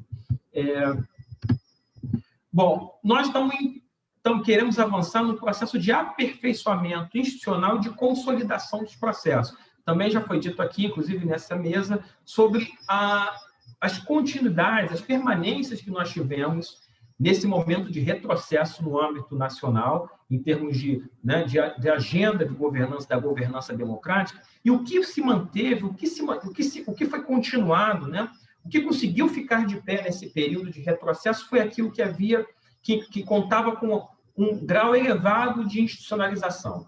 Né? Todas aquelas experiências, inclusive a que eu coordenei, do Gabinete Digital, ou outras, por exemplo, como o Diálogo Brasil, que tinham um baixo nível de institucionalização, foram todas descontinuadas. Então, talvez seja importante nós revisitarmos essas estruturas e buscar, né, o aperfeiçoamento institucional visando a sua consolidação, e acho que aí, no caso, as cidades elas também podem contribuir ao consolidar sistemas com mais efetividade e buscando a integração entre estruturas já consagradas, como, por exemplo, de conselhos, consultas. As iniciativas de democracia digital elas precisam se aproximar mais dessas experiências, estar mais integradas, e aí a visão sistêmica para o desenvolvimento delas é um elemento fundamental. Aqui nós desenvolvemos já algumas experiências esse ano, muito positivas. Uma delas, nós fizemos uma consulta pública, aí já aprendendo aqui, então, eu posso falar como alguém que já cometeu muitos erros, já desenvolveu outras experiências e que agora está tentando olhar, inclusive com base nesta literatura e nesta discussão, né, que de uma certa maneira eu estou tentando resumir aqui, tentando acertar e buscar exatamente isso que eu falei. Por exemplo, aqui, a definição de um escopo de um tema mais definido. Então, a gente, por exemplo, uma das consultas que nós fizemos esse ano foi sobre especificamente o tema da retomada das aulas. Nós não estamos debatendo educação de maneira ampla e aberta, nós estamos discutindo especificamente um tema, e tivemos um retorno muito positivo em torno do debate sobre a retomada das aulas. Né? E, inclusive, essa consulta ela foi muito importante para aumentar o nosso entendimento sobre o nosso público, identificando também que, por exemplo, né, a exclusão digital profunda, ela atinge um percentual de estudantes maior do que aquele que nós supunhamos inicialmente. Outra experiência muito bacana aqui, e aí tem a ver com essa questão da recomposição do afeto, da aproximação a temas específicos, foi uma... Já vou concluir rapidinho, só concluindo já chegou. Foi uma consulta que nós fizemos sobre a troca de uma rua bastante emblemática, uma das principais ruas da cidade, para a mudança do nome, em favor do nome do ator Paulo Gustavo. Tivemos 34 mil participações, uma consulta muito interessante que mobilizou uma série de questões e que possibilitou, digamos assim, dar um retorno muito rápido a uma questão que foi colocada no debate público. Também estamos fazendo uma consulta, né? Finalizamos agora uma consulta sobre o plano, o PPA, e conseguimos ter, digamos assim, um envolvimento muito organizado em torno de temas e refinamos a estrutura de consulta em relação a processos experimentados pela cidade anteriormente. E também na área de serviços, né? Nós estamos buscando aumentar nossa capacidade de entendimento sobre o território da cidade, de melhoria das condições de retorno, olhando para, por exemplo, sistemas como esse que nós estamos desenvolvendo, né, que, na verdade, que já está desenvolvido, de georreferenciamento de demandas, aqui é só uma animação, né, de demandas que foram realizadas e encaminhadas nos últimos anos, e a partir dessa ideia de organização de temas específicos, de organização no território, nós estamos qualificando a nossa estrutura de prestação de serviço. Então, finalmente, é isso. Eu acho que esses 3 elementos me parecem muito importantes para pensarmos essa renovação da agenda democrática a partir das cidades. A possibilidade de termos mais efetividade, mais proximidade, uma definição mais precisa de público e de temas, a redução das assimetrias, possibilitando formas de inclusão digital e mecanismos híbridos de participação, que me parece ser um elemento fundamental, inclusive nesse cenário pós-pandemia, e, finalmente, a menor dependência em relação a plataformas e a menor influência também das redes de informações, ou seja, esses mini-públicos, essa aproximação nos permite, no meu entendimento, uma conversação mais qualificada, e isso pode ser muito importante para nós pensarmos aí o futuro da agenda da governança democrática no Brasil, e especialmente da renovação da agenda da democracia digital no Brasil nos próximos anos. Obrigado. Muito bem, fantástico, Vinícius, Ele traz para a gente essa reflexão a respeito da experiência, o que é possível fazer, como está sendo possível realizar essa democracia digital. Eu vou abrir agora para o debate, a gente já tem algumas perguntas escritas aqui, algumas delas endereçadas aos palestrantes, mas algumas eu gostaria de abrir a todos, porque acho que vale a pena a gente ter várias visões a respeito dessas questões. Então, eu vou começar aqui com uma questão do Sivaldo Pereira da Silva, Ele fala: Cristiana, a queda das iniciativas governamentais nesse período pandêmico ocorre por qual motivo, na sua opinião? A variável ideológica, a ascensão de governos de extrema-direita não seria também um elemento importante nesse sentido, que coincide com a pandemia? Nesse sentido, eu gostaria também de ouvir os demais palestrantes, porque eu acho que essa questão vale muito a pena. Daniel e Igor trouxeram aí um resgate histórico e alguns acontecimentos que revelam como isso vai se desdobrando. Então, eu abro a palavra aí para a Cristiana e depois passo para os demais colegas. Cristiana, por favor. Obrigada, Sheila. Sivaldo, acho que, sem dúvida, inclusive, a gente começou com essa pesquisa mais quantitativa para ver o quanto essas iniciativas tinham aumentado ou diminuído, e agora a gente está indo justamente para a parte mais quali, que é entender quais foram os fatores dessa queda dessas iniciativas governamentais. E a variável ideológica, sem dúvida, ela é fundamental para isso que a gente detectou. Você tem, na verdade, uma série de fatores que vêm combinados a essa diminuição das iniciativas, E é muito interessante a gente observar, tem uma pesquisa de uma aluna minha, recente, e ela mostra uma diferença muito grande nos documentos governamentais de 2019 para cá. Inclusive, eu não sei se vocês acompanharam, mas teve agora uma nova política de governo digital que foi instituída, em oposição à política de governança digital que existia antes. E quando a gente faz uma análise do conteúdo desses documentos, a gente observa que a participação cidadã ela praticamente some do mapa. Ou seja, o teor dos documentos anteriores, ele muda. E aí tem uma espécie de um retrocesso mesmo, acho que eu não sei se tem outra palavra para isso, porque você começa a ver um discurso, que é um discurso da década de 90, da época do Bresser e FHC, quando se pensava em tratar o cidadão como cliente, quando a gente tinha ainda a introdução mínima da internet no Brasil, quando se começou a falar de inovação nos governos, quer dizer, o foco desses documentos agora, dessa suposta política de governo digital, é melhorar serviços públicos. Quer dizer, é como se você esquecesse mais de 20 anos de caminhada do processo de governança digital, inclusive mostrando que a participação cidadã ela é fundamental até para a economia do Estado, Você, a partir do momento que você acessa a demanda do cidadão de uma forma mais rápida, mais direta, você permite ter ações muito mais precisas, muito mais específicas. Então, sem dúvida alguma, essa questão política, ela está, sem dúvida alguma, participando desse processo. Obrigada, Cristiana. Daniel e Igor, eu vou, na sequência, encadear uma outra questão que eu gostaria de ouvir vocês junto com essa questão aí da Cristiana, para a gente já emendar no raciocínio, que é o seguinte, ele fala, o Sivaldo também fala, Daniel e Igor, a participação parece oscilar com o tempo e o cenário recente mostra isso de forma evidente. O que devemos fazer para transformar a participação política do cidadão em uma política de Estado mais sólida, qualificada, que sobreviva às oscilações do humor ideológico de governos, e qual o papel da tecnologia, especificamente a internet, nesse sentido, na opinião de vocês? Eu agrego aí a esse questionamento dele o seguinte aspecto. Daniel, você localiza essa crise, o início dessa crise lá em 2014, vinda do sistema político, né?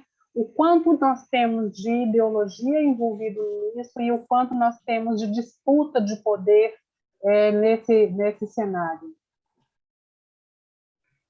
Obrigada, Sheila. Sivaldo, inspirado como sempre.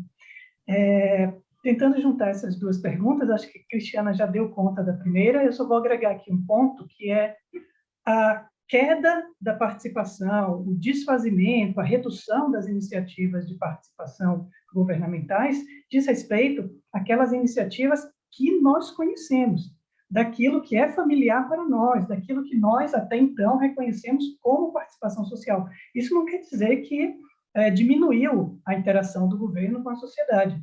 Isso significa, pode significar, que essa interação está acontecendo agora de outras formas, que nós ainda não reconhecemos como tal, e principalmente uma interação que está acontecendo com outros grupos que não costumavam fazer parte desses espaços.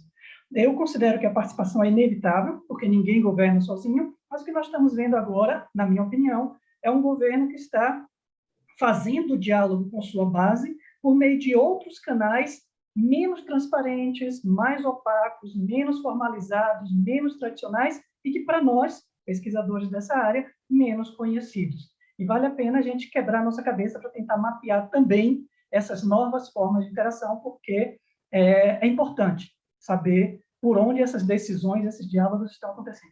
E em relação à segunda pergunta de Sivaldo, o que é possível fazer em relação a isso, a resposta mais simples e ingênua é aquela que eu já falei na apresentação, que Igor também já aprofundou, que Vinícius também já aprofundou, que é a ideia da institucionalização. Quanto mais institucionalizada tiver uma iniciativa, em lei, em constituição, em atos normativos, em tratados internacionais, mais ela resiste a essas mudanças ocasionais do momento. Isso não quer dizer que ela não vai enfrentar dificuldades. O que significa que, se ela não tiver nem isso, ela vai ser cortada pela raiz, ela vai ser varrida pela enxurrada. Então, isso é um mínimo, é uma base mínima para que ela tenha sobrevivência para essas intempéries.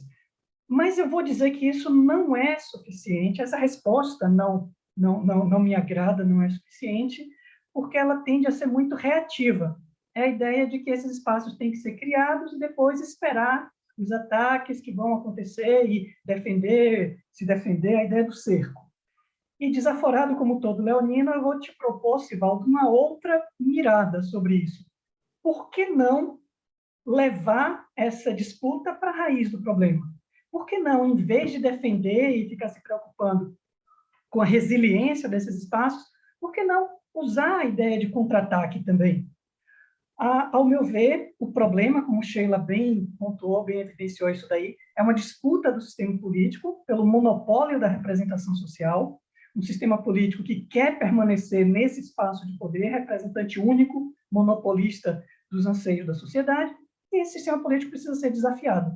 Desafiado como? Iniciativas da sociedade, Cristiana já falou isso na apresentação dela, ao meu ver, uma hiperpolitização dos grupos sociais, cada vez mais nós precisamos nos politizar, a resposta para a antipolítica é mais política, precisamos nos politizar com muito mais intensidade, e atuação em grupo, para combater a lógica da individualização, da fragmentação, cada vez mais temos que atuar de forma coletiva, montar grupos coesos, grupos políticos, que consigam atuar de forma coesa, esse é o nosso desafio, e influenciar o sistema político, influenciar eleições para o legislativo, ocupar o legislativo, lançar candidaturas que tenham potencial competitivo, votar em bloco e transformar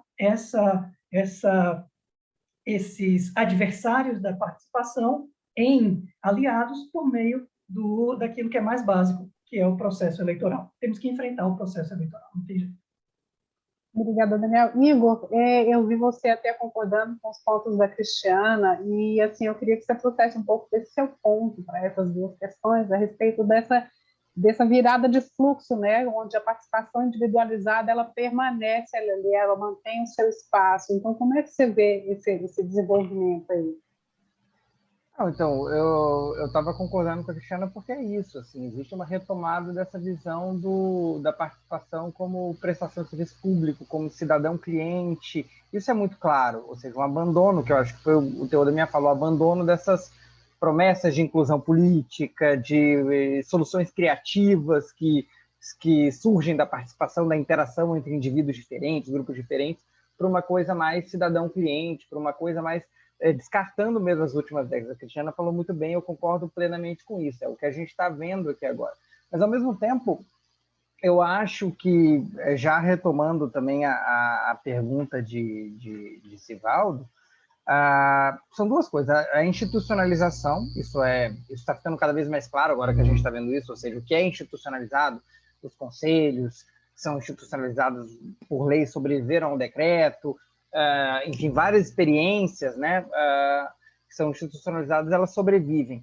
Só que, assim, eu tenho uma visão, eu também acho, eu concordo com o Daniel, essa coisa do contra-ataque, do reativo, só que às vezes, eu tenho uma visão também um pouco mais incremental, que é uma coisa, assim, da gente sair da participação ideal para a participação possível, sabe? Eu lembro sempre do caso, que foi um caso que eu estudei, inclusive, na tese de doutorado, foi o caso da Consulta Popular no Rio Grande do Sul, que é basicamente um orçamento participativo em escala estadual, que foi criado como uma reação ao orçamento participativo municipal de Porto Alegre.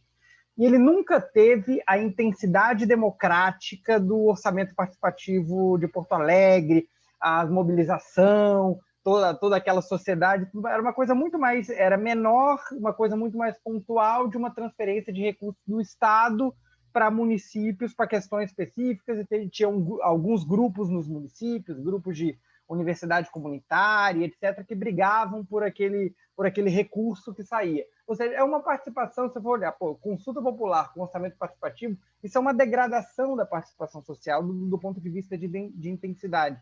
Correto, é verdade. Só que o orçamento participativo em Porto Alegre entrou em colapso, assim como o orçamento participativo, os conselhos, etc. E mesmo em governos de direita, de esquerda, mais democrático, menos democrático, a consulta popular está lá viva. Até hoje ela continua, ela existe lá, ano passado ocorreu, esse ano, enfim, está previsto. Então, todo ano ela continua ali no seu escopo limitado, sem aquelas profundas ambições de democratizar a sociedade, mas ela continua ali. Então, eu acho que a gente tem que entender um pouco essa coisa. Será que, para sobreviver, a Ouvidoria Geral da União, a Consulta Popular, o que é que seja, ela tem que se limitar a uma coisa mais específica, tem que ter um olhar do cidadão cliente, tem que se reinventar, tem que diminuir os seus objetivos para sobreviver? Às vezes, sim. Eu concordo que a reação é uma alternativa. Acho que a coisa é caso a caso. Mas, às vezes, o pequeno, e aí eu lembrei também do Vinícius Wu falando dos mini públicos, assim, às vezes o pequeno, ele serve para manter vivo o ideário participativo. Porque, por exemplo, quando eu olho o caso da ouvidoria que eu apresentei, ela não diz que ela não é mais um espaço de participação. Ela só está vendo, o pessoal da ouvidoria só está vendo que falar que você é participação, mobilização e tal, não está vendendo muito, então você está se vendendo ali como instituição de controle, como hub digital e tudo mais, mas aquelas coisas estão presentes. Quando você entrevista o pessoal da Ouvidoria Geral da União, quando você olha, eles só não estão enfatizando aquilo ali porque o momento político não permite. Mas no momento em que houver, eu espero que haja uma virada democrática, está tudo ali pronto para repartir, entendeu? Então, eu acho que é uma questão que a gente tem que entender, ou seja, sair da participação ideal para a participação possível, para que a gente mantenha o ideal participativo. O que a gente tem que tomar cuidado é para que essa manutenção do ideal participativo camuflado, em menor escala, cidadão-cliente e tudo mais, não desvirtue de vez o ideário participativo, ou seja, que diminua ali, mas que as sementes permaneçam.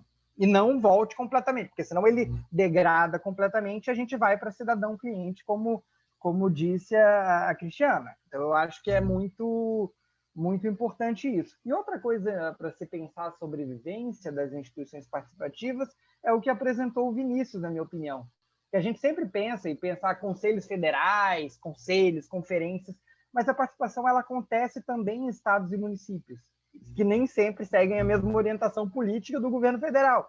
Então é muito interessante ver o Vinícius mostrando ali o que ele está fazendo em Niterói, e eu reconheço várias iniciativas que foram desenvolvidas aqui na Secretaria-Geral da Presidência, e você tem inspiração em coisas do governo federal, em coisas de governos estaduais, e continuam se manifestando em Niterói, ou em João Pessoa, ou em qualquer município ou estado brasileiro. Então a gente tem que tomar cuidado, porque o locus de manutenção e de criatividade da participação, ele continua ativo, só que ele só não está no governo federal agora.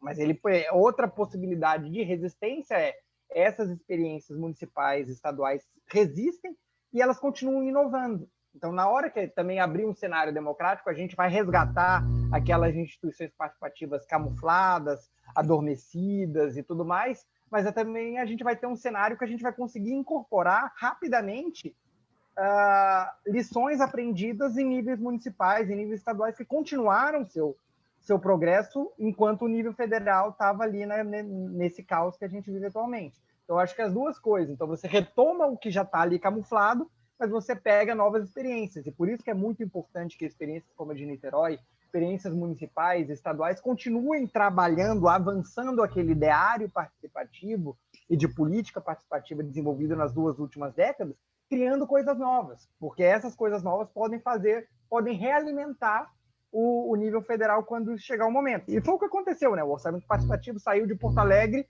para alimentar o Brasil, para alimentar o mundo. Isso é muito normal. Então, assim, é uma segunda onda que eu espero que nessa retomada participativa exista uma segunda onda aí de reaprender com o local, reaprender com o municipal.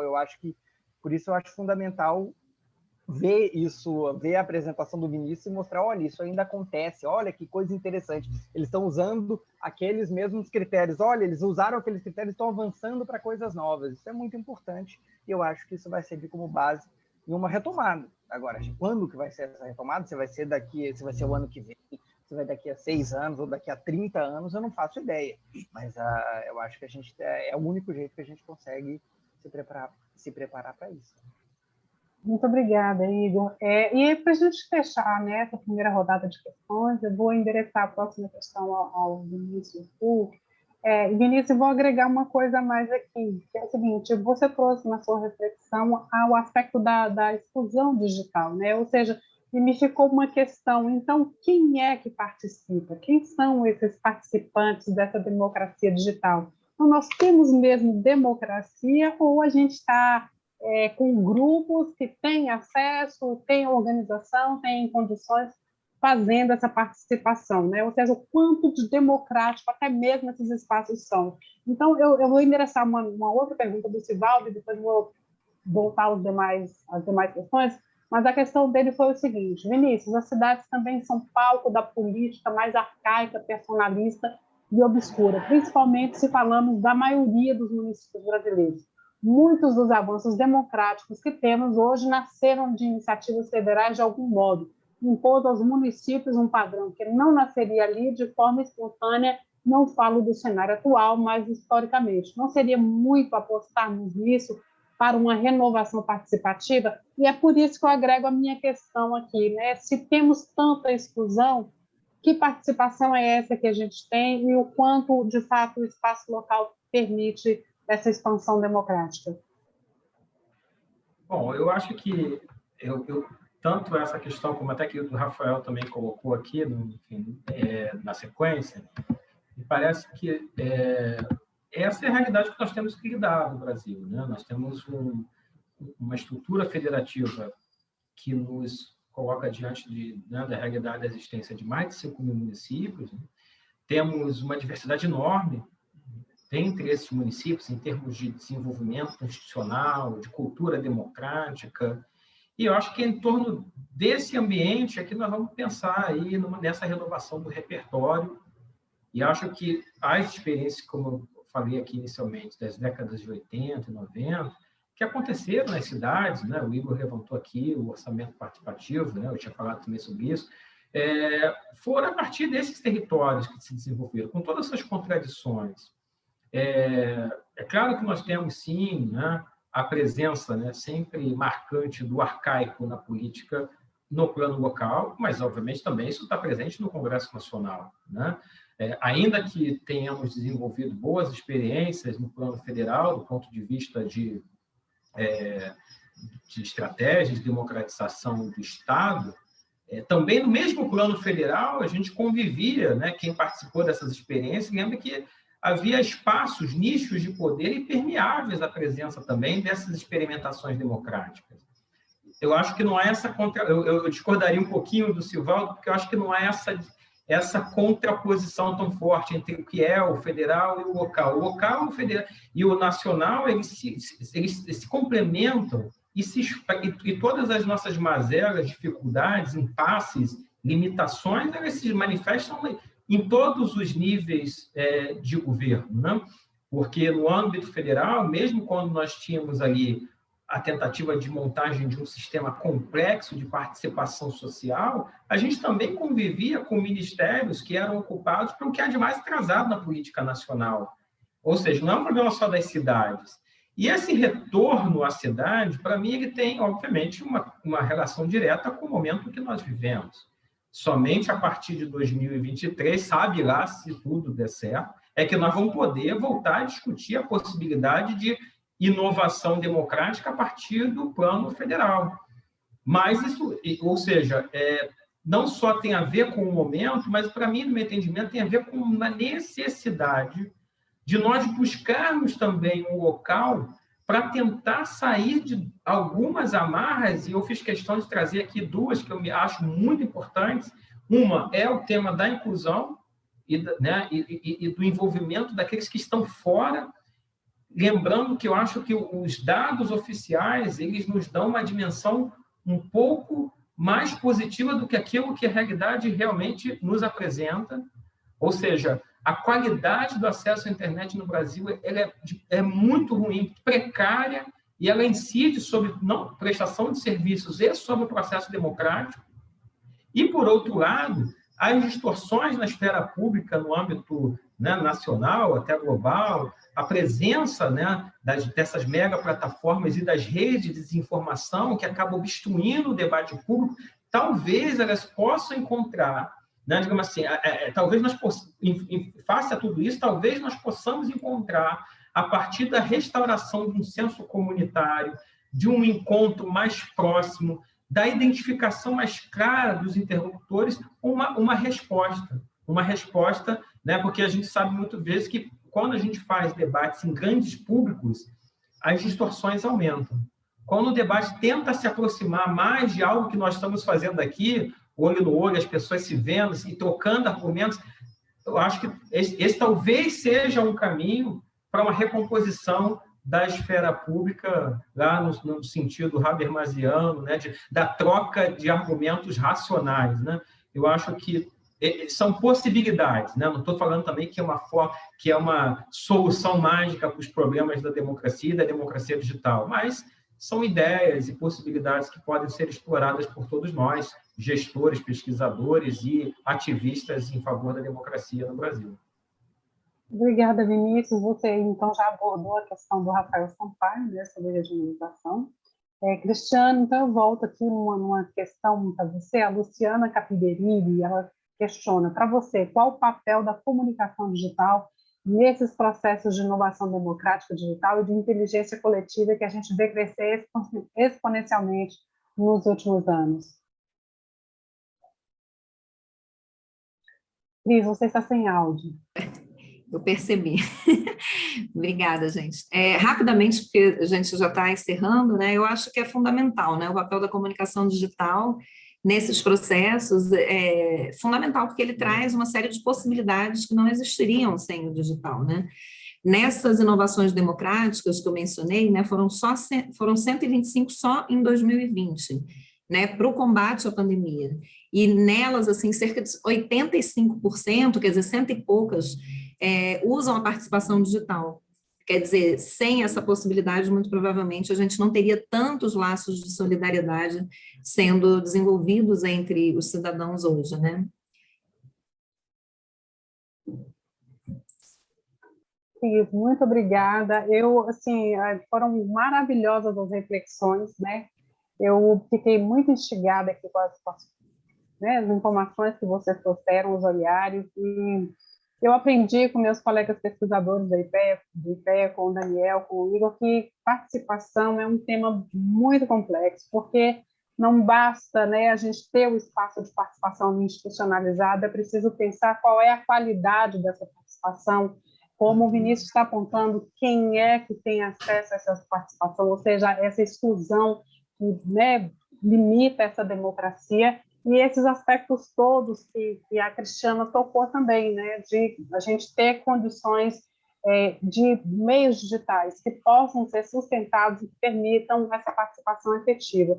Assim, meus caros, muitíssimo obrigada a todos vocês, né, pela participação, pelos incríveis insights que vocês trouxeram aqui. Muito obrigada àqueles que estiveram participando aqui conosco. Nós tivemos uma participação bem expressiva. Muito obrigada a todos que estiveram aí, aos colegas que contribuíram com essas questões tão, né, interessantes, que oportunizaram um maior debate.